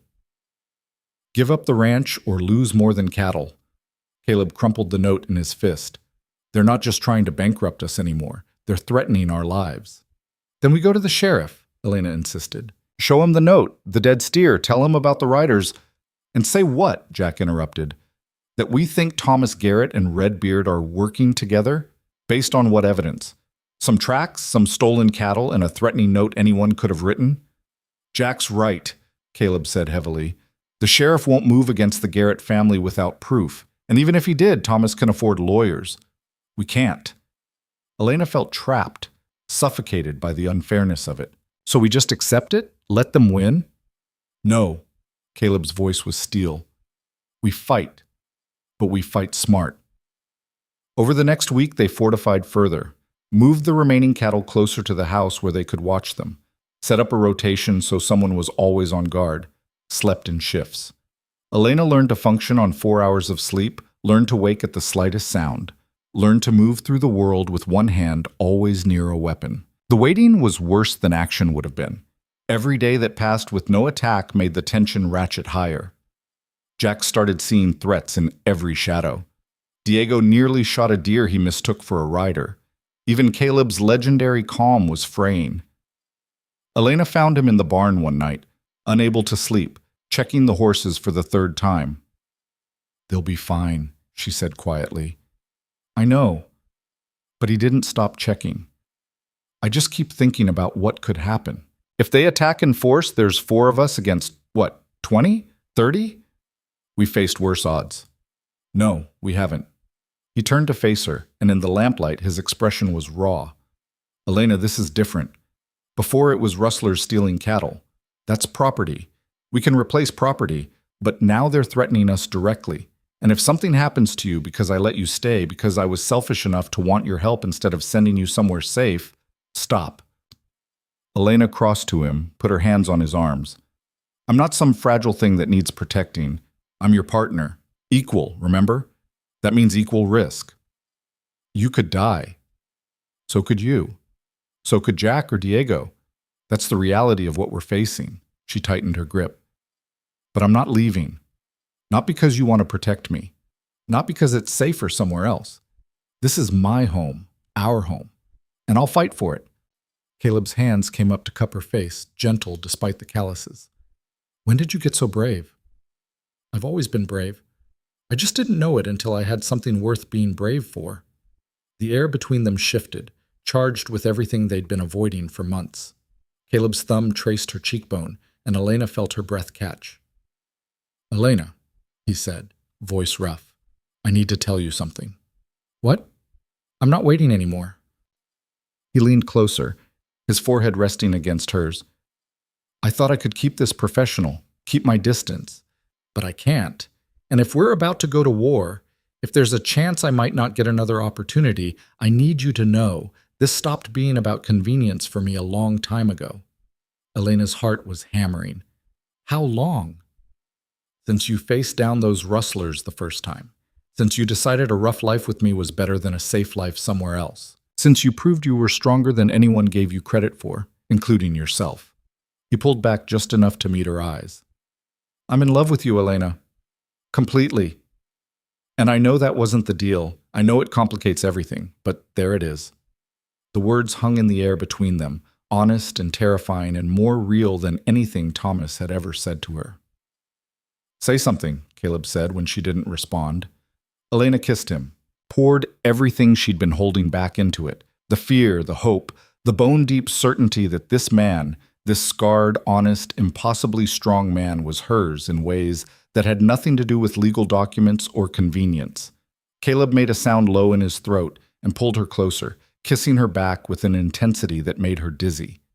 His hands were in her hair, hers were fisted in his shirt, and for a moment the danger outside ceased to exist.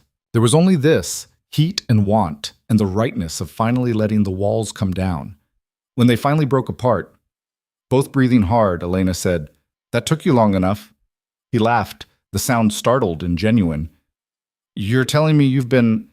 since the snowstorm? Maybe before." She smiled against his mouth. "I'm in love with you too, in case that wasn't clear." "Say it again."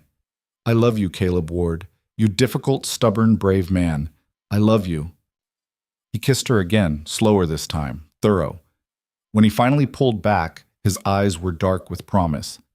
"After this is over, when we've dealt with Thomas and Redbeard and whoever else wants to take what's ours, we're going to do this right." "This?" "Marriage. Real marriage, not the arrangement we started with. I want you in my bed, in my life, in everything.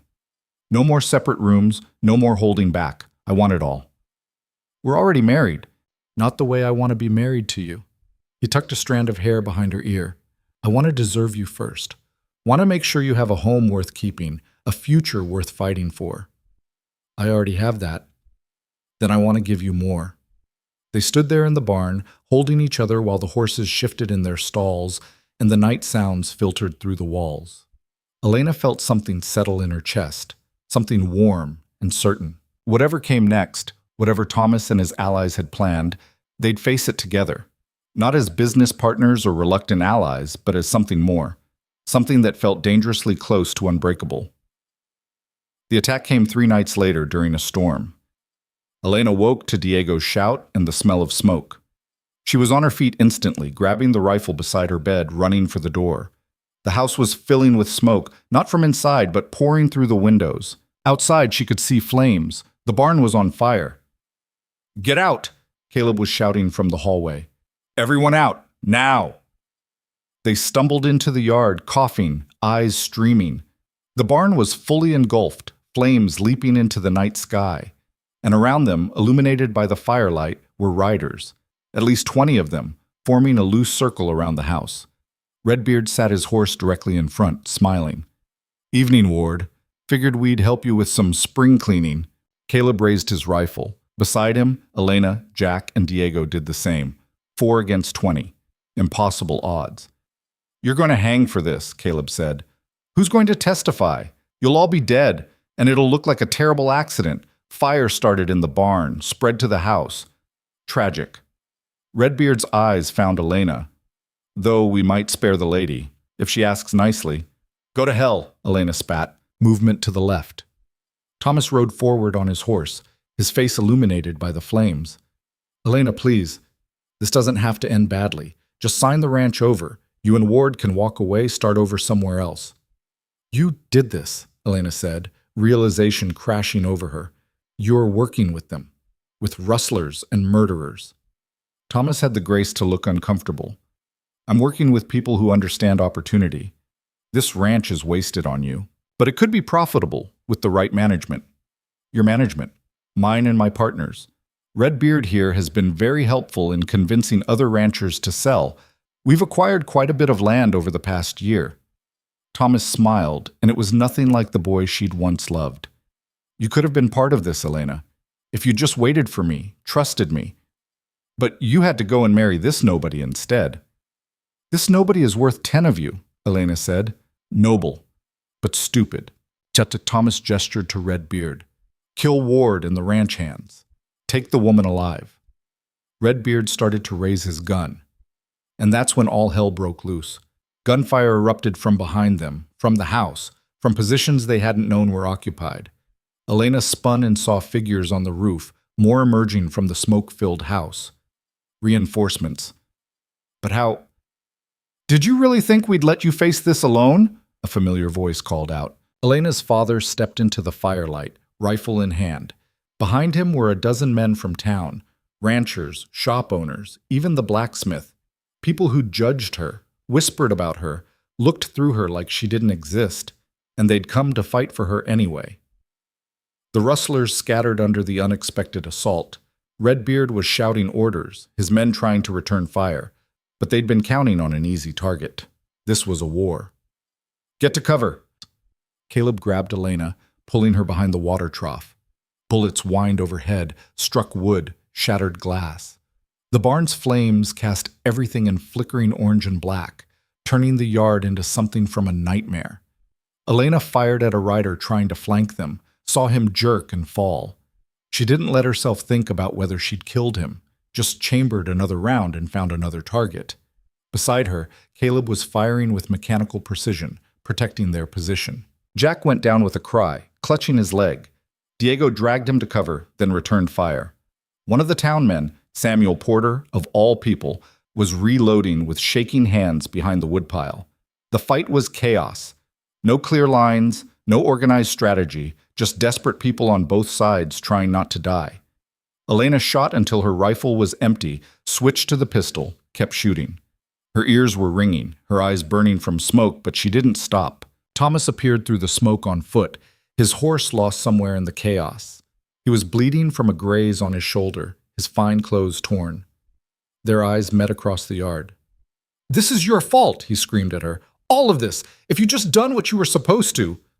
"What I was supposed to?" Elena shouted back. "I was supposed to marry you, love you, let you use me and throw me away? I'm supposed to be grateful you came back?" She started toward him, fury overriding sense. Caleb caught her arm. "Elena, don't!" She shook him off, advancing on Thomas. He backed up, stumbled. She followed. "You want to know what you were supposed to do, Thomas? You were supposed to be honest. Supposed to tell me you didn't love me instead of letting me stand there in front of everyone. But you were too much of a coward. You're still a coward." "I'm not—" Thomas pulled a gun, pointed it at her with shaking hands. "I'm not a coward." "Then pull the trigger." Elena stopped 10 feet from him. Do it. Kill me. Prove you're willing to commit to something for once in your pathetic life. Elena! Caleb was running toward them, but he was too far away. Thomas's finger tightened on the trigger. Elena saw it happening, saw the decision in his eyes, and she realized with perfect clarity that she wasn't afraid. If this was how it ended, at least it ended on her terms. The shot rang out. Elena waited for pain that didn't come. Thomas staggered, eyes wide with shock. The gun fell from his hand. He looked down at the blood blooming across his chest, then up at Elena. You were supposed to wait, he whispered. Then he fell. Behind him, Margaret lowered a smoking pistol. She was crying, her face a mask of grief and rage. You never loved him, Margaret said to Elena. But I did. I loved him enough to follow him to Denver, enough to marry him when I knew he still wanted you, enough to watch him drink himself sick every night because he couldn't accept that you'd moved on. She looked down at Thomas's body, and he was going to kill you. After everything, he was still trying to take what he wanted. The fighting was dying down around them. Redbeard's men were fleeing, outnumbered and outgunned. A few lay wounded in the yard.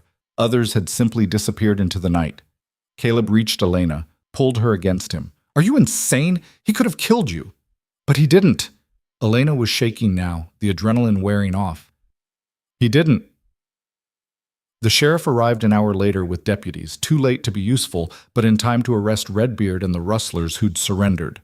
Margaret went quietly when they took her too, still clutching the gun she'd used to shoot Thomas. Elena's father found her sitting on the porch steps, wrapped in a blanket, watching the barn burn itself out. He sat down beside her without saying anything. Why did you come? Elena asked finally. Because you're my daughter, and because when your mother told me you were planning to face down rustlers alone, I remembered that you're braver than I ever gave you credit for. He put his arm around her shoulders.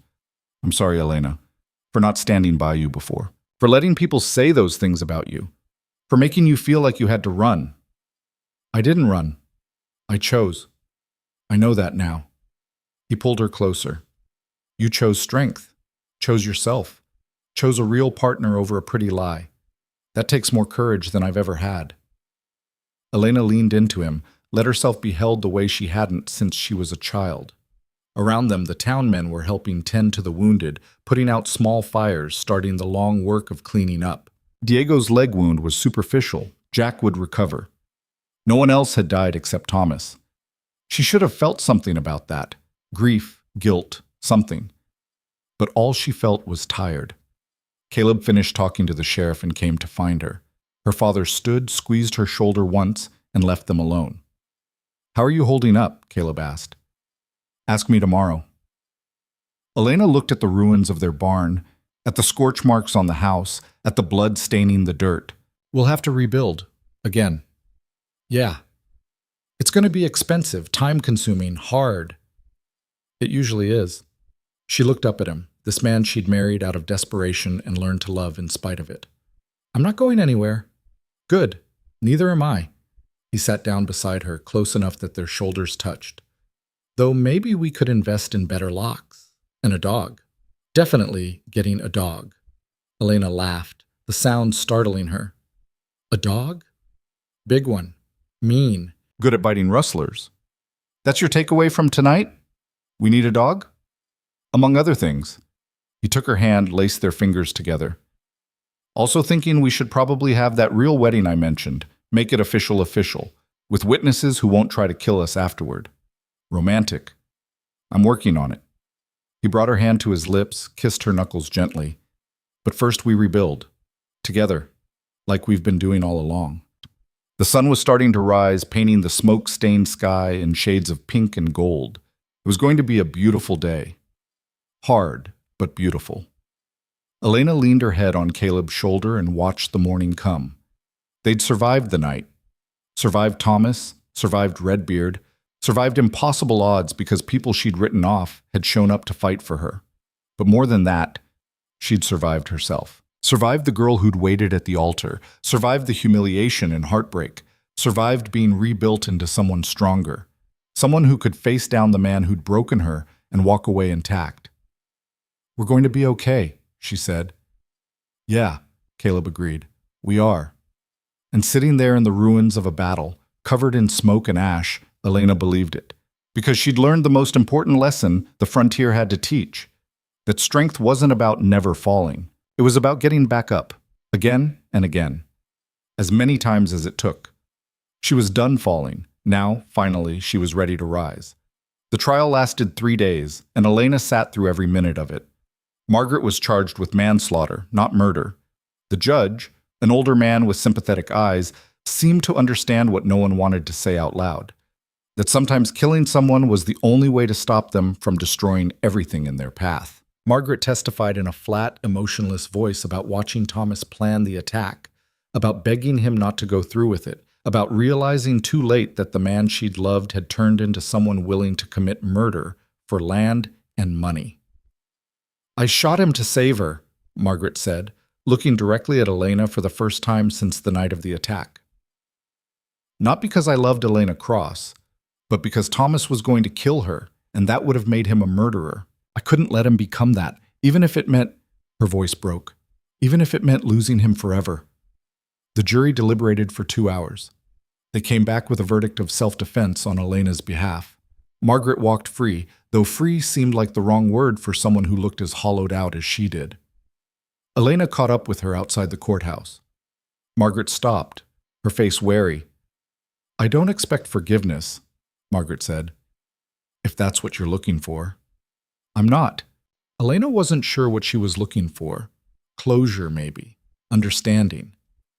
"I just wanted to say thank you. You didn't have to do what you did." "Yes, I did." Margaret's laugh was bitter. "I spent a year loving a man who loved someone else, watched him drink himself sick every night, listened to him talk about you like you were the one that got away. Do you know what that's like? Being with someone who treats you like a consolation prize?" "No, but I know what it's like to love someone who doesn't love you back." Margaret's eyes filled with tears. "I'm sorry for what we did to you, for all of it. You didn't deserve that." "Neither did you." Elena meant it. Somewhere along the way, her anger at Margaret had burned itself out, leaving only pity. "What will you do now?" "Leave. There's nothing for me here." Margaret wiped her eyes. "I heard Denver's nice. Maybe I'll try there. Start over somewhere no one knows me as the woman who killed her husband." "Good luck." "You too." Margaret started to walk away, then turned back. "He really does love you, you know, your husband. I saw the way he looked at you during the trial, like you're the only thing in the world that matters. Don't waste that, Elena. Don't take it for granted." Then she was gone, disappearing into the crowd, and Elena was left standing alone on the courthouse steps, feeling like she'd closed a door on a part of her life she'd never have to open again. Caleb found her there a few minutes later. "Ready to go home?" Home. The word still sounded strange, but in a good way. "Yes." The ride back to the ranch was quiet. They'd been living in town at the hotel for the past week while the trial proceeded, and Elena found herself anxious to see what Jack and Diego had accomplished in their absence. The men had stayed behind to start repairs, refusing to let the ranch sit vulnerable. When they crested the ridge and the valley came into view, Elena gasped. The barn was half rebuilt, the frame standing strong against the sky. The scorch marks on the house had been scrubbed away. Fresh fencing stretched across the near pasture. And in the yard, a group of men were working, not just Jack and Diego, but others. Elena recognized some of them from the night of the attack. Her father was there, hammer in hand, working alongside Samuel Porter and the blacksmith. "What is this?" Elena asked. Caleb smiled. "Community. Apparently we're part of it now, whether we like it or not." Her father saw them approaching and climbed down from the barn frame, wiping sweat from his forehead. "About time you got back. We've been working ourselves to death out here." "You didn't have to do this," Elena said, throat tight. "Yes, we did." Her father looked around at the other men, at the work they'd done. "We owed you, all of us, for standing up when we should have stood with you, for fighting when we should have been fighting too." He met her eyes. "You shamed us, Elena. Showed us what courage looks like. Least we can do is help rebuild what courage cost you." Elena didn't trust herself to speak. She just nodded, then went to help. Caleb joined her, and together they worked alongside people who'd once judged them, rebuilding not just a barn, but something more fragile: trust, respect, belonging. Over the next 2 weeks, the ranch transformed. The barn was finished, stronger than before. The house got new shutters, a reinforced door, glass in every window. They built a bunkhouse for Jack and Diego, giving them real rooms instead of makeshift beds in the barn. Someone donated chickens. Someone else brought a milk cow. Mrs. Chen from the mercantile showed up one afternoon with fabric for new curtains and refused to accept payment. "Consider it a wedding gift," she said. "I know you got married months ago, but better late than never." Elena's mother came too, bringing food and tears and apologies Elena hadn't known she needed to hear. They sat on the porch together, watching Caleb and Elena's father work on fence posts, and her mother said quietly, "I was wrong about him, about this life. I thought you'd be miserable out here, thought you needed society and refinement to be happy, but you're not miserable. You're thriving." "I am," Elena agreed, though it took me a while to figure that out. "You're stronger than I ever was, braver." Her mother took her hand. "I'm proud of you, sweetheart, even if I was too scared to say it before." That night, after everyone had left and the ranch was quiet again, Caleb found Elena in the barn. She was checking on the horses, a habit she'd developed over the months, something soothing about their steady presence, the simple rhythm of their breathing. "Busy day," Caleb said, leaning against the stall door. "Good day, though." Elena finished with the mare, gave her one last pat. "I never thought I'd see my father working on this ranch. Never thought people from town would show up to help. People surprise you sometimes." "They do." She turned to face him. "So do you." "How's that?" "You could have told me they were coming, could have warned me so I could prepare, make myself presentable." Caleb shook his head. "You were plenty presentable, and I didn't tell you because I wanted you to see it honestly. See that people don't just respect what you've done, they admire it. You've become someone this community looks up to." Elena laughed. "The scandalous woman who married a stranger? That's who they look up to. The brave woman who chose her own path, who stood up to rustlers and defended her home and didn't break when everything seemed impossible." He closed the distance between them. "Yeah, that's who they look up to." His hand settled on her waist, familiar and warm. Elena leaned into him, letting herself relax for the first time in weeks. "I've been thinking," Caleb said against her hair. About what I said before. About doing this right. A real wedding, a real marriage." Elena pulled back to look at him. "We are really married." "Legally, sure. But I want more than legal. I want—" He paused, seeming to search for words. "I want to stand up in front of people and choose you. Not out of convenience or desperation or survival. I want everyone to know I'm choosing you because I love you, because I can't imagine my life without you in it." "We already did that, at Reverend Michael's office." "That was different. That was two people making a business deal." His hands tightened on her waist. "This would be two people making a promise. A real one. The kind you don't break." Elena's heart was doing complicated things in her chest. "When?" "Whenever you want. Tomorrow, next month, next year. I just need you to know that I'm asking. Really asking. Not out of necessity, but because I want to." She kissed him, slow and deep, trying to pour everything she felt into it. When they broke apart, both breathing harder, she said, "Ask me properly." Caleb smiled, then dropped to one knee right there in the barn, in the hay and dust, still holding her hand. "Elena Ward, will you marry me? Again? Publicly this time, so there's no question, no doubt, no room for anyone to say it wasn't real?" "Yes." The word came out choked. "Yes, absolutely yes." He stood, swept her up, spun her around until she was laughing and dizzy and more happy than she'd ever imagined possible. When he set her down, his eyes were bright. "We're doing this right," he said. "Big ceremony, everyone invited. Your parents can give you away properly, and I'll write vows that don't sound like a business contract. And I'll wear a real wedding dress, not my mother's old one. Whatever you want." He kissed her forehead, her cheeks, her mouth.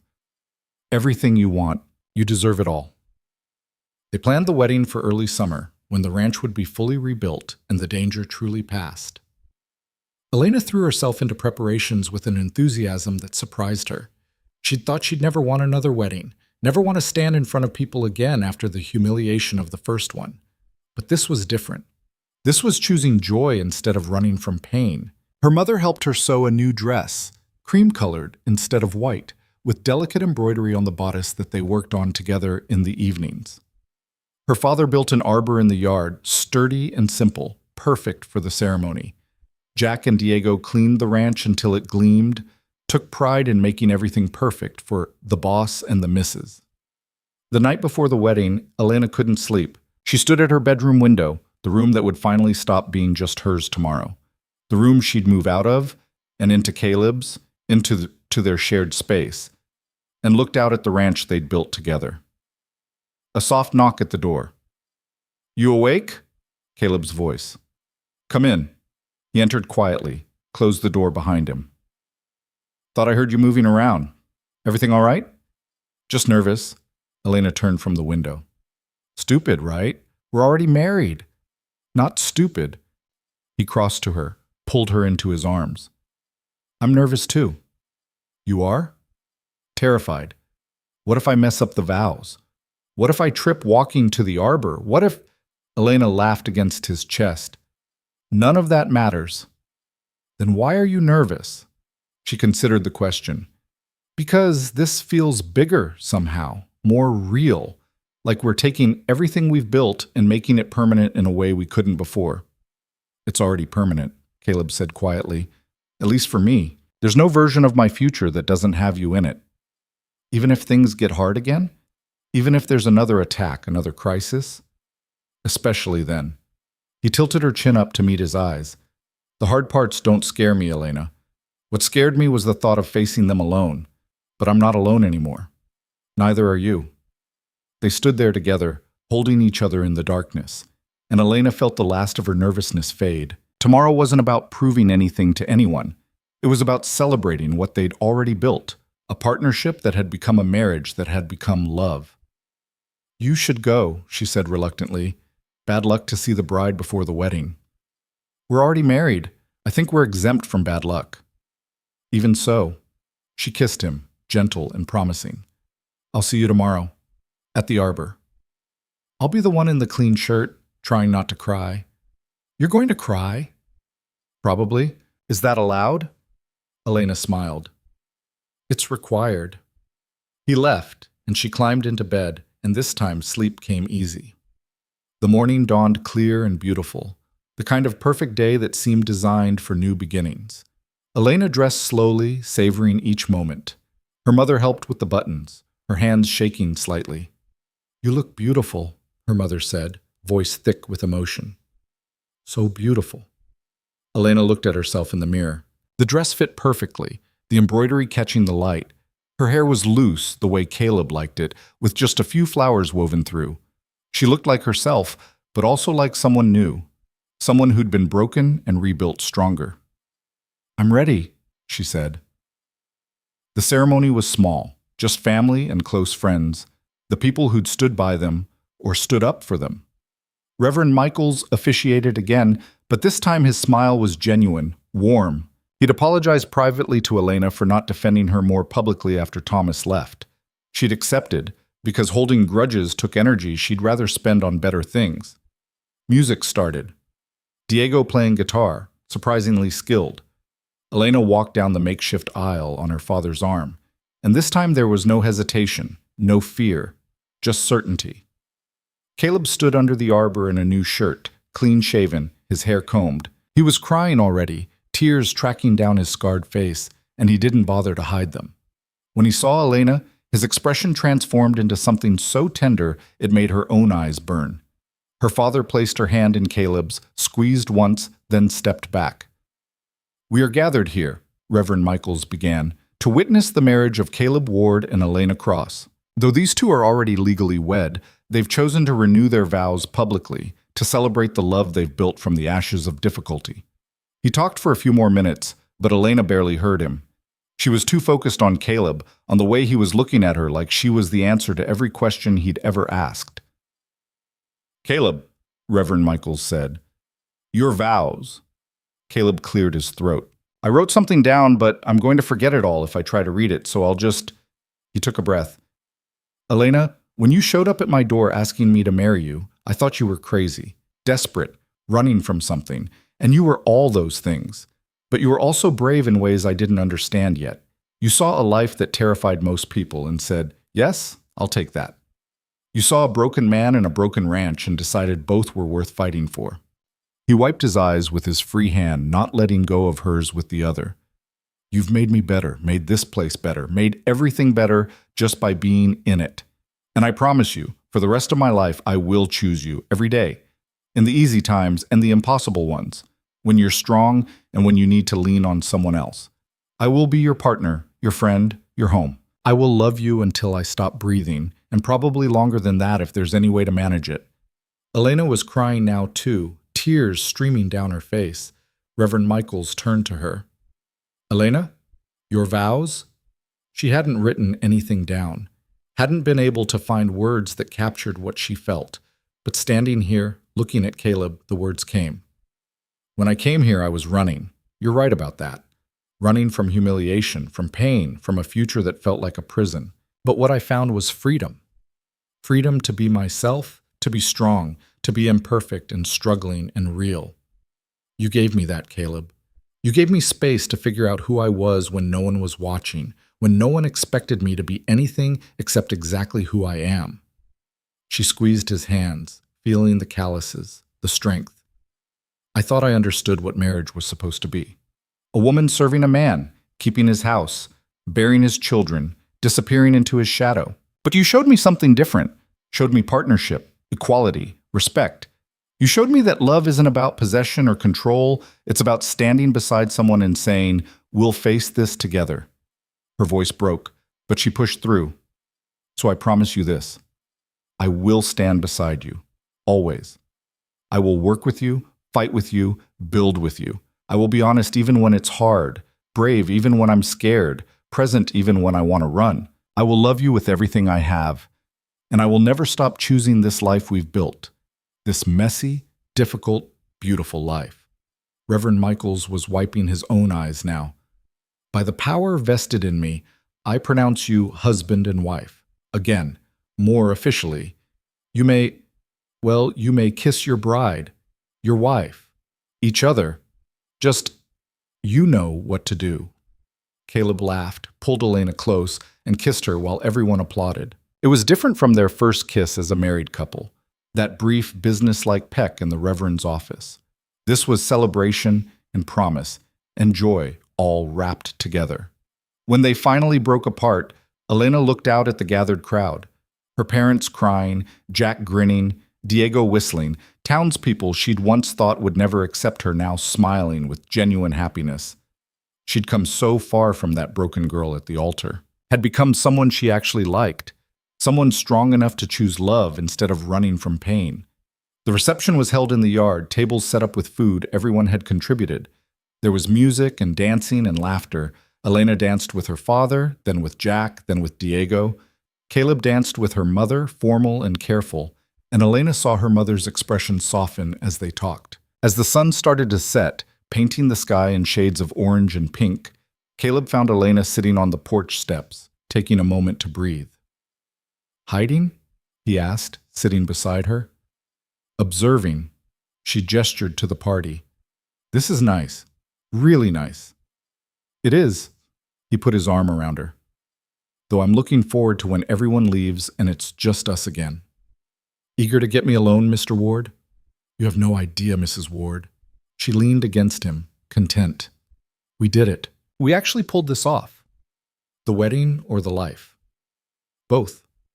They sat in comfortable silence, watching their friends and family celebrate, watching the ranch, their ranch, glow in the golden hour light. Jack was teaching Diego some complicated dance move. Elena's father was in deep conversation with Samuel Porter about cattle prices. Her mother was helping Mrs. Chen pack up leftover food. Do you ever think about her? Caleb asked quietly. The woman you were supposed to be, if Thomas hadn't left? Elena considered it. Sometimes, but I don't miss her. She would have been smaller, quieter, less herself. She turned to look at him.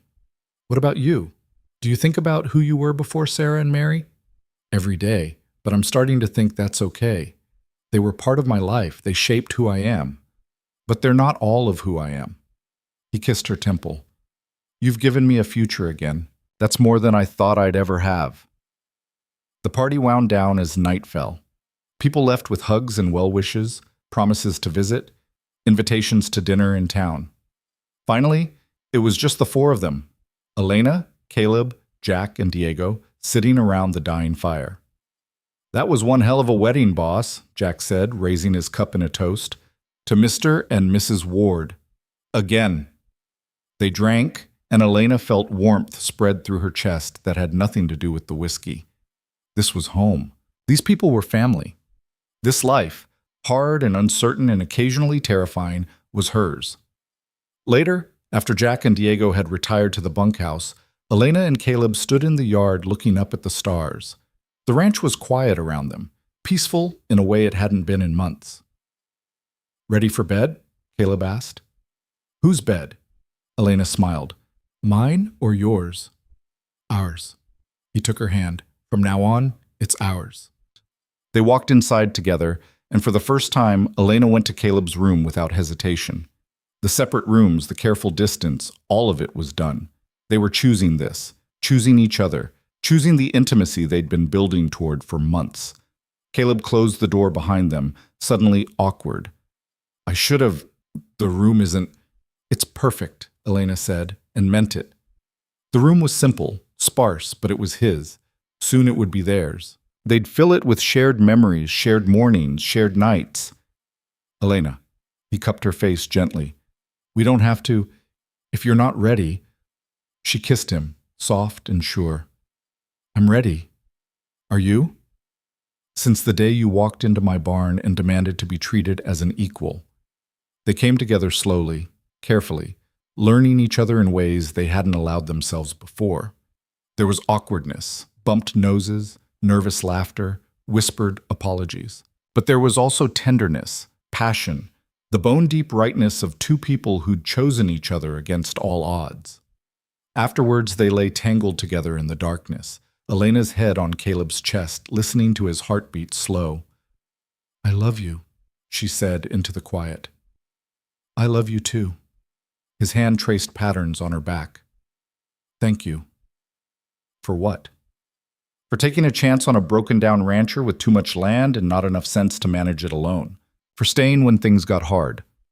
For becoming my partner before you became my wife. For all of it.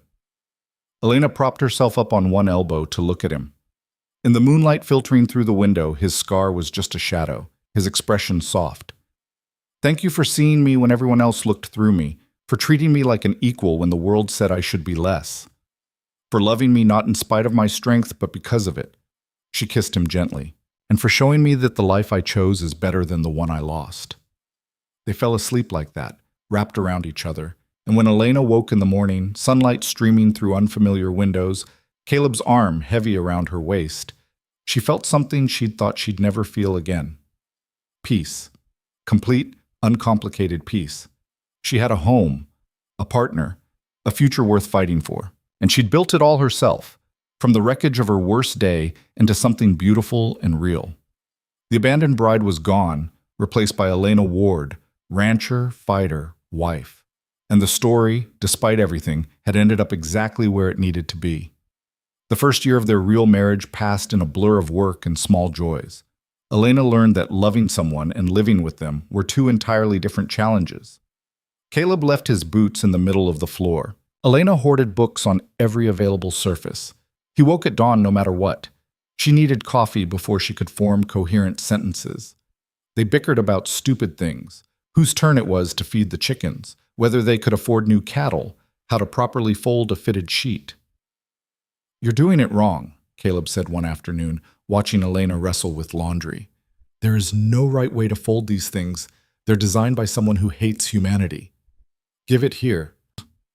He took the sheet, folded it in 3 quick movements, handed it back perfectly creased. Elena stared at it. How did you? That's not possible. Sarah taught me. Said a man who couldn't fold sheets wasn't worth keeping around. It was the first time he'd mentioned his first wife casually, without pain darkening his expression. Elena took it as the gift it was, a sign that the past was becoming just that, past instead of present. She sounds like she was smart, Elena said. She was. You would have liked her, Caleb paused. She would have liked you too, would have respected what you've built here. We've built, Elena corrected. This isn't mine or yours. It's ours. Ours, he agreed and kissed her forehead. But the peace didn't last forever. It never did. The trouble started in late autumn when a lawyer showed up at the ranch with papers. He was young, nervous, sweating despite the cool weather. Mrs. Ward, he asked when Elena answered the door. Yes? I'm Jonathan Pierce, attorney for the Garrett estate. I need to speak with you about a legal matter. Elena's stomach sank. The Garrett estate? Thomas's family? Yes, ma'am. May I come in? She led him to the kitchen table, called for Caleb. The lawyer spread papers between them, his hands shaking slightly. I'll be direct, Pierce said. The Garrett family is filing a claim against Ward Ranch. They're asserting that Thomas Garrett had a legal right to this property through his engagement to you, Mrs. Ward, and that his death before the dissolution of that engagement entitles his estate to compensation. Caleb's face went stone cold. That's insane. Elena was never engaged to Thomas when she married me. He broke the engagement when he abandoned her. The Garrett family disputes that. They claim there was no formal dissolution, no legal documentation ending the engagement. Therefore, in their view, your marriage to Mrs. Ward was invalid, and the subsequent claim to this ranch, which Thomas could have acquired through marriage, belongs to his estate. Elena felt like she'd been punched. They're trying to take our ranch, because Thomas didn't marry me. In essence, yes. Pierce looked miserable. I'm required by law to deliver these papers and inform you that you have 30 days to respond. I'm sorry, Mrs. Ward. Mr. Ward. I know this must be difficult. After he left, Elena and Caleb sat in silence. Finally, Caleb said, This is William, Thomas's brother. He's behind this. Why? What does he gain? The ranch. If they can prove our marriage was invalid, if they can claim Thomas had legal rights to this property through you, they can force a sale or take ownership outright. Caleb's fist clenched on the table, and William always resented that his older brother left everything behind. Probably sees this as his chance to get what Thomas threw away. Elena felt rage and fear war inside her. We fight this. We hire a lawyer. We prove the engagement was ended. With what money? Caleb asked quietly. Lawyers cost more than we have, Elena. And the Garretts? They can afford to drag this out for years. Bleed us dry with legal fees until we're forced to sell just to pay the bills. So we just give up? Hand them everything we've built? No. Caleb stood, paced. But we need to be smart about this. Fighting them in court might not be the answer. Over the next week, they consulted with every lawyer they could afford to talk to. The answer was always the same. They had a case, but it would be expensive and uncertain. The Garretts had money and influence. Ward Ranch had neither. Elena was in the barn, furiously mucking stalls to work off her anger when her father found her. Your mother told me about the lawsuit, he said without preamble. Did she also tell you we can't afford to fight it? She did. He picked up a spare shovel, started helping. They worked in silence for a few minutes before he spoke again. How much do you need? Elena stopped. What? To fight this, to hire a good lawyer. How much? Papa, we can't ask you. You're not asking. I'm offering. He leaned on the shovel. I should have stood up for you from the beginning, should have publicly called out what Thomas did, should have defended you when people talked. I didn't, and that failure has haunted me every day since. You came when we needed you, during the attack. That was the bare minimum of being a father. He gestured around the ranch. This is what you've built. Your home, your life. I'll be damned if I let the Garretts take it, because I was too proud or too scared to help. Elena's eyes burned. It could take everything you have. Then it takes everything. Some things are worth more than money, Elena. You taught me that. With her father's financial backing, they hired Maxwell Chen, Mrs. Chen's nephew, who'd recently passed the bar in San Francisco and was looking to build his reputation. He was young but sharp, and he saw immediately what others had missed. The Garretts are making a fundamental error, Maxwell said during their first meeting. They're claiming Thomas had rights to this property through engagement. But engagement isn't a legal contract for property transfer. Marriage is. And Thomas never married you, Mrs. Ward. But they're saying the engagement was never formally ended, Elena said. Doesn't matter. An engagement grants no property rights under Wyoming law.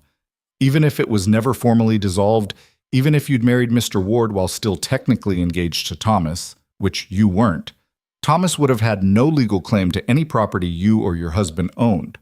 Maxwell smiled. The Garretts have built their entire case on a false premise. It seemed too easy. Caleb voiced what Elena was thinking. So we just point that out and the case gets dismissed? In theory, yes. In practice, the Garrett's lawyer will pivot, try to find another angle. Probably claim emotional distress, breach of promise, something like that. But it'll be weak, and it'll be expensive for them to pursue. Maxwell's expression turned calculating. Here's what I propose. We file a countersuit. For what? Elena asked. Harassment. Frivolous litigation. Intentional infliction of emotional distress. Maxwell ticked items off on his fingers.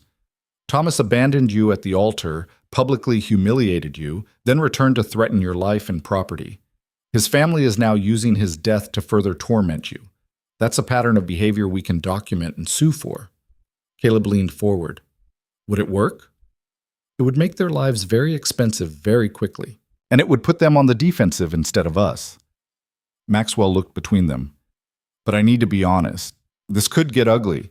They'll drag up everything, your rushed marriage, the circumstances of Thomas's death, your relationship with Margaret. They'll try to paint you as the villain, Mrs. Ward. Make you look mercenary, calculating. Let them try, Elena said. I've survived worse than gossip. The legal battle that followed was exhausting. Depositions, document requests, character witnesses. The Garretts brought in expensive lawyers from Denver who tried every trick to make Elena and Caleb look bad. They claimed Elena had seduced Caleb for his property, that she'd driven Thomas to desperation, that she was a woman of loose morals who'd married for money and was now trying to profit from tragedy. Elena sat through hours of testimony, keeping her voice steady, her answers clear. Yes, she'd married Caleb quickly. Yes, it had started as a practical arrangement.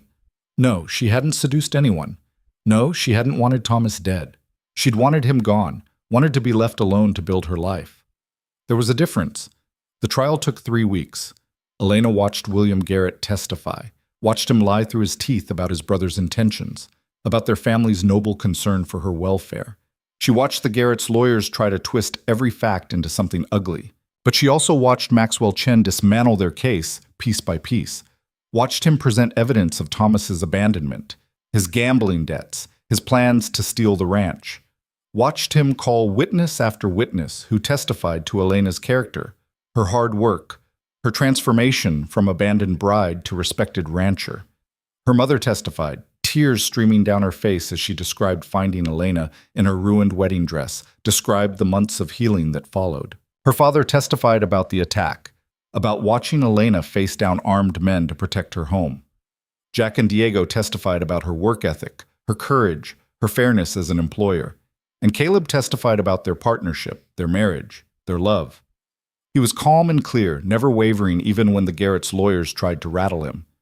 Did you marry Elena Cross for her property? They asked. No, she had no property, just $300 and a lot of courage. But you knew she'd been engaged to a man of means. Didn't you see an opportunity? The only opportunity I saw was for both of us to survive. She needed a fresh start. I needed help. We built something together from nothing. And now she stands to inherit everything if you die. Convenient. Caleb's smile was cold. If I die, she'll have earned every inch of this ranch 10 times over.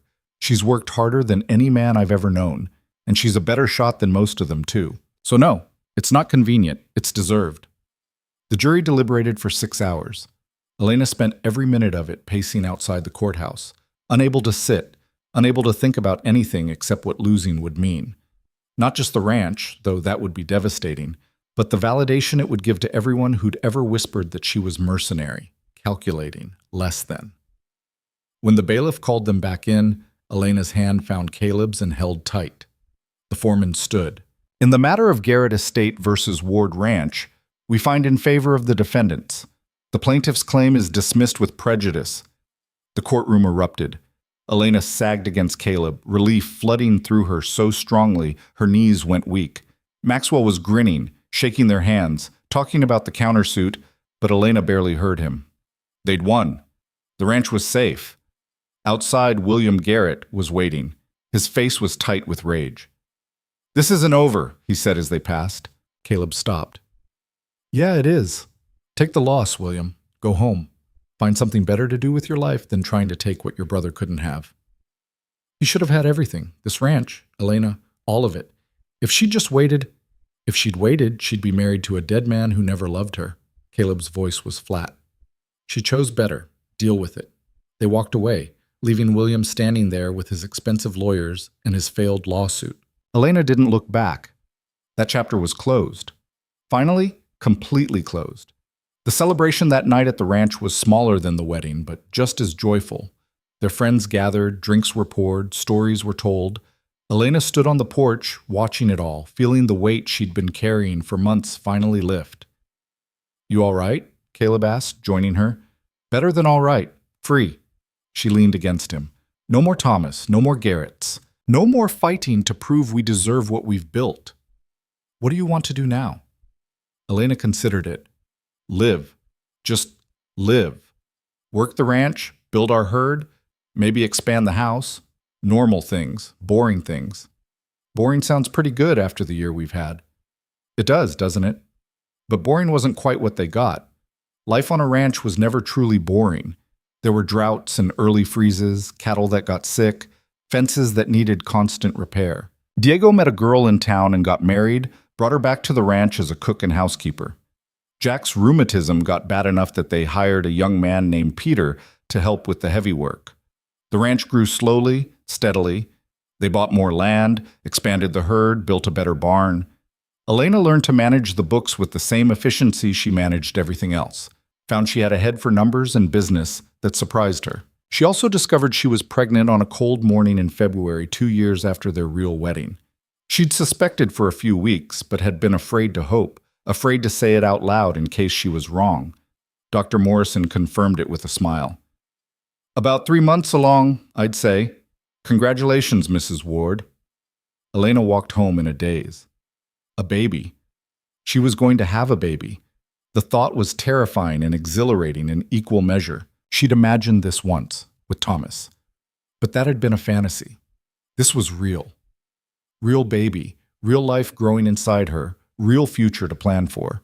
She found Caleb in the barn, training one of the new horses. He looked up when she entered, and something in her expression made him stop immediately. "What's wrong?" "Nothing's wrong." Elena crossed to him, took his hands. "Caleb, I'm pregnant." The look on his face cycled through shock, disbelief, then pure joy so intense it made her eyes sting. We're He couldn't seem to finish the sentence, just pulled her close, held her like she was made of glass. "Elena, a baby. Are you happy?" she asked against his chest. "Happy?" He laughed, the sound wet. "I'm terrified and thrilled and, yes, so happy I can't even—" He pulled back to look at her. "How are you? Are you scared? Do you need anything?" "I need you to breathe. And stop looking at me like I might break. You're pregnant. You could break. I face down rustlers while pregnant. I think I can handle normal ranch work." His expression turned stern. "No more heavy lifting. No more fence repair. No more, Caleb, training horses or dealing with the bulls or, Caleb," she put her hand over his mouth. "I'm pregnant, not dying. I'll be careful. I promise. But I'm not becoming an invalid." He kissed her palm. "Fair enough. But I'm allowed to worry." "You're allowed to worry a reasonable amount." Over the next months, Elena's body changed in ways that fascinated and occasionally annoyed her. She got sick in the mornings, exhausted by afternoon, hungry at odd hours. Her clothes stopped fitting, her back ached. But underneath the discomfort was a sense of wonder. There was a person growing inside her, a person she and Caleb had made together. Caleb was alternately overprotective and amazed. He talked to her belly when he thought she was asleep, telling their unborn child stories about the ranch, about Elena's courage, about the life they'd built. He built a cradle in the barn, sanded it smooth, painted it white. He read every book on childbirth he could find, drove Dr. Morrison crazy with questions. Elena's mother came to stay as the due date approached, fussing and preparing in ways that would have annoyed Elena before, but now felt comforting. They sewed tiny clothes together, prepared the nursery, made plans. "Are you scared?" her mother asked one evening. "Terrified," Elena admitted. "What if I'm not good at this? What if I do everything wrong?" "You'll do some things wrong. Every mother does. But you'll love this baby fiercely, and you'll figure it out as you go. That's what motherhood is, figuring it out as you go and hoping you don't completely destroy them in the process." "That's not reassuring," her mother laughed. "It's honest." "Which is better?" The baby came on a hot night in August, 2 weeks early. Elena's water broke while she was checking on the chickens, and suddenly the plan they'd made, calm, organized, everything ready, went out the window. The labor was long and brutal. Elena had thought she understood pain, but this was different. This was her body tearing itself apart to bring new life into the world, and there were moments when she thought she couldn't do it, couldn't survive this. But Caleb was there, holding her hand, letting her squeeze until his bones creaked, telling her she was strong. She could do this, just a little longer. And her mother was there, cool cloth on her forehead, steady voice guiding her through. And Dr. Morrison was there, calm and competent, saying push at exactly the right moments. And finally, after hours that felt like years, there was a cry, high and angry and absolutely perfect. "It's a girl, doctor," Morrison said, placing the tiny squalling bundle on Elena's chest. Elena looked down at her daughter, red-faced, furious, absolutely beautiful, and felt something shift in her chest. A love so intense it was almost painful, a protectiveness so fierce it scared her. "Hello," she whispered. "Hello, little one." Caleb was crying openly, his hand gentle on the baby's head. "She's perfect. Elena, she's perfect." "What should we name her?" Elena asked. They'd discussed names but never settled on one. Now, looking at her daughter, Elena knew. "Hope," she said. "Her name is Hope." Caleb nodded, understanding without needing explanation. This baby represented hope. Hope for the future, hope that good things could come after tragedy, hope that love could build something lasting. "Hope Ward," Caleb said, testing it. "I like it." The first weeks with Hope were exhausting in ways Elena hadn't anticipated. The baby needed constant feeding, changing, soothing. Elena stumbled through days on no sleep, learning to nurse, learning to read Hope's different cries, learning to function as a mother. But Caleb was there, taking night shifts when he could, walking the floor with Hope when Elena was too exhausted to move. And Diego's wife Maria was there, helping with the household, cooking meals, offering advice from her own experience with babies. Slowly, they found a rhythm. Hope started sleeping longer stretches. Elena's body began to feel like her own again. The ranch work continued with Caleb and the hands picking up Elena's slack without complaint. On Hope's first birthday, they threw a party in the yard. The ranch had continued to prosper. They'd had a good year, expanded their herd significantly, even hired 2 more hands. The house had been expanded with a proper nursery and an extra bedroom for when Elena's parents visited. Elena stood on the porch holding Hope, watching their friends and family celebrate. Her parents were there, laughing with Jack and Diego. Mrs. Chen had brought toys from the mercantile. Maxwell Chen had come from San Francisco with his new wife. "Quite a life you've built," her mother said, joining her. "We've built," Elena corrected. "Caleb and me together." "You're happy." It wasn't a question, but Elena answered anyway. "Happier than I ever imagined I could be. Happier than I would have been if Thomas had actually married me."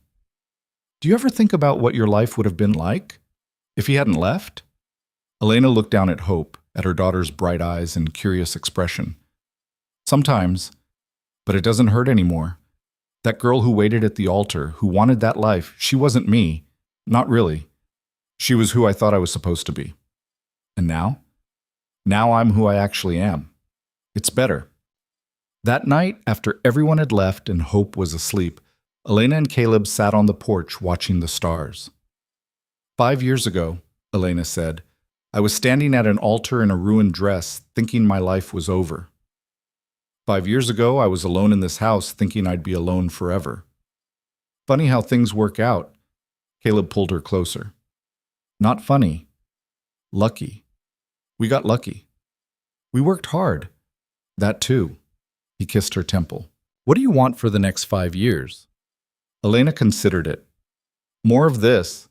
More family, more growth, maybe another baby if we're blessed. Definitely more cattle. We should really expand the southern pasture. And I was thinking we could start breeding horses. There's good money in it if we do it right. You've been thinking about this. I'm always thinking about the future. It's a nice change from just trying to survive the present. They sat in comfortable silence, and Elena felt the completeness of it. This life they'd built from desperation and determination had become something solid, something real. The ranch thrived. Their family was growing. The community that had once shunned her now respected her. 2 more children came in the following years, a boy they named James after Caleb's father, and another girl they named Sarah, after Caleb's first wife. Elena had suggested the name, knowing it was important to honor the past while building the future. The ranch continued to expand. They became known for quality cattle and well-trained horses. Other ranchers came to them for advice, for help, for partnership. Elena's head for business, combined with Caleb's knowledge of the land, made them formidable. Jack retired eventually, too old for hard labor, but stayed on in a small cottage they built near the main house. He taught the children to rope and ride, told them stories about the old days, became the grandfather they all adored. Diego and Maria had children too, and the ranch became a place where 2 families grew together, where children played in the yard and dinner tables were crowded and loud. Elena's parents became regular visitors, her father admitting finally that Elena had chosen better than he'd ever imagined possible. Her mother doted on the grandchildren, sewed them clothes, told them stories about their mother's courage. One afternoon, 15 years after that first failed wedding, Elena was working in her office, a room they'd added specifically for managing the ranch's increasingly complex business, when Hope came in. Mama? Hope was 14 now, tall and confident, so much like Elena, it sometimes hurt to look at her. Can I ask you something? Always. Mary Beth at school, her mother told her that you were supposed to marry someone else before Papa, that you were left at the altar. Hope's face was curious, not judgmental. Is that true? Elena set down her pen. She'd known this conversation would come eventually. It's true. What happened? So Elena told her. Not the sanitized version she might have told a younger child, but the real story. About Thomas. About the humiliation.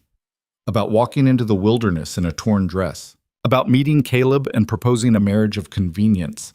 About the rustlers and the attack and learning to be brave when everything seemed impossible. Hope listened, rapt. When Elena finished, she was quiet for a long moment. Were you scared? She asked finally. Constantly. But I learned that being scared and being brave aren't opposites. You can be both at the same time. Do you regret it, not marrying Thomas? Elena laughed. Not for a second. If I'd married Thomas, I wouldn't have this life. Wouldn't have this ranch, or your father, or you and your siblings. I'd be someone else entirely. Someone smaller. I'm glad you chose to be big, Hope said seriously. I like you this way. After Hope left, Elena sat thinking about the choices that had led her here. The desperate decision to propose to a stranger. The choice to stay when things got hard. The choice to fight for what was hers instead of running. Every choice had led to this. A full life. A real life. A life worth living.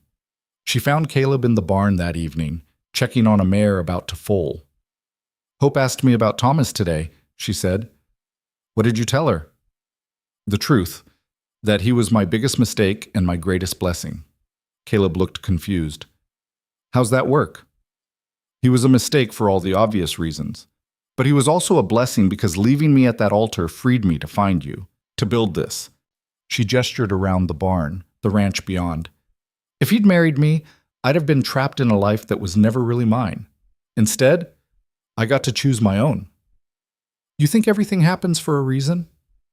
No. I think terrible things happen for no reason at all, but I think we get to decide what we do with the terrible things. We get to choose whether they break us or make us stronger.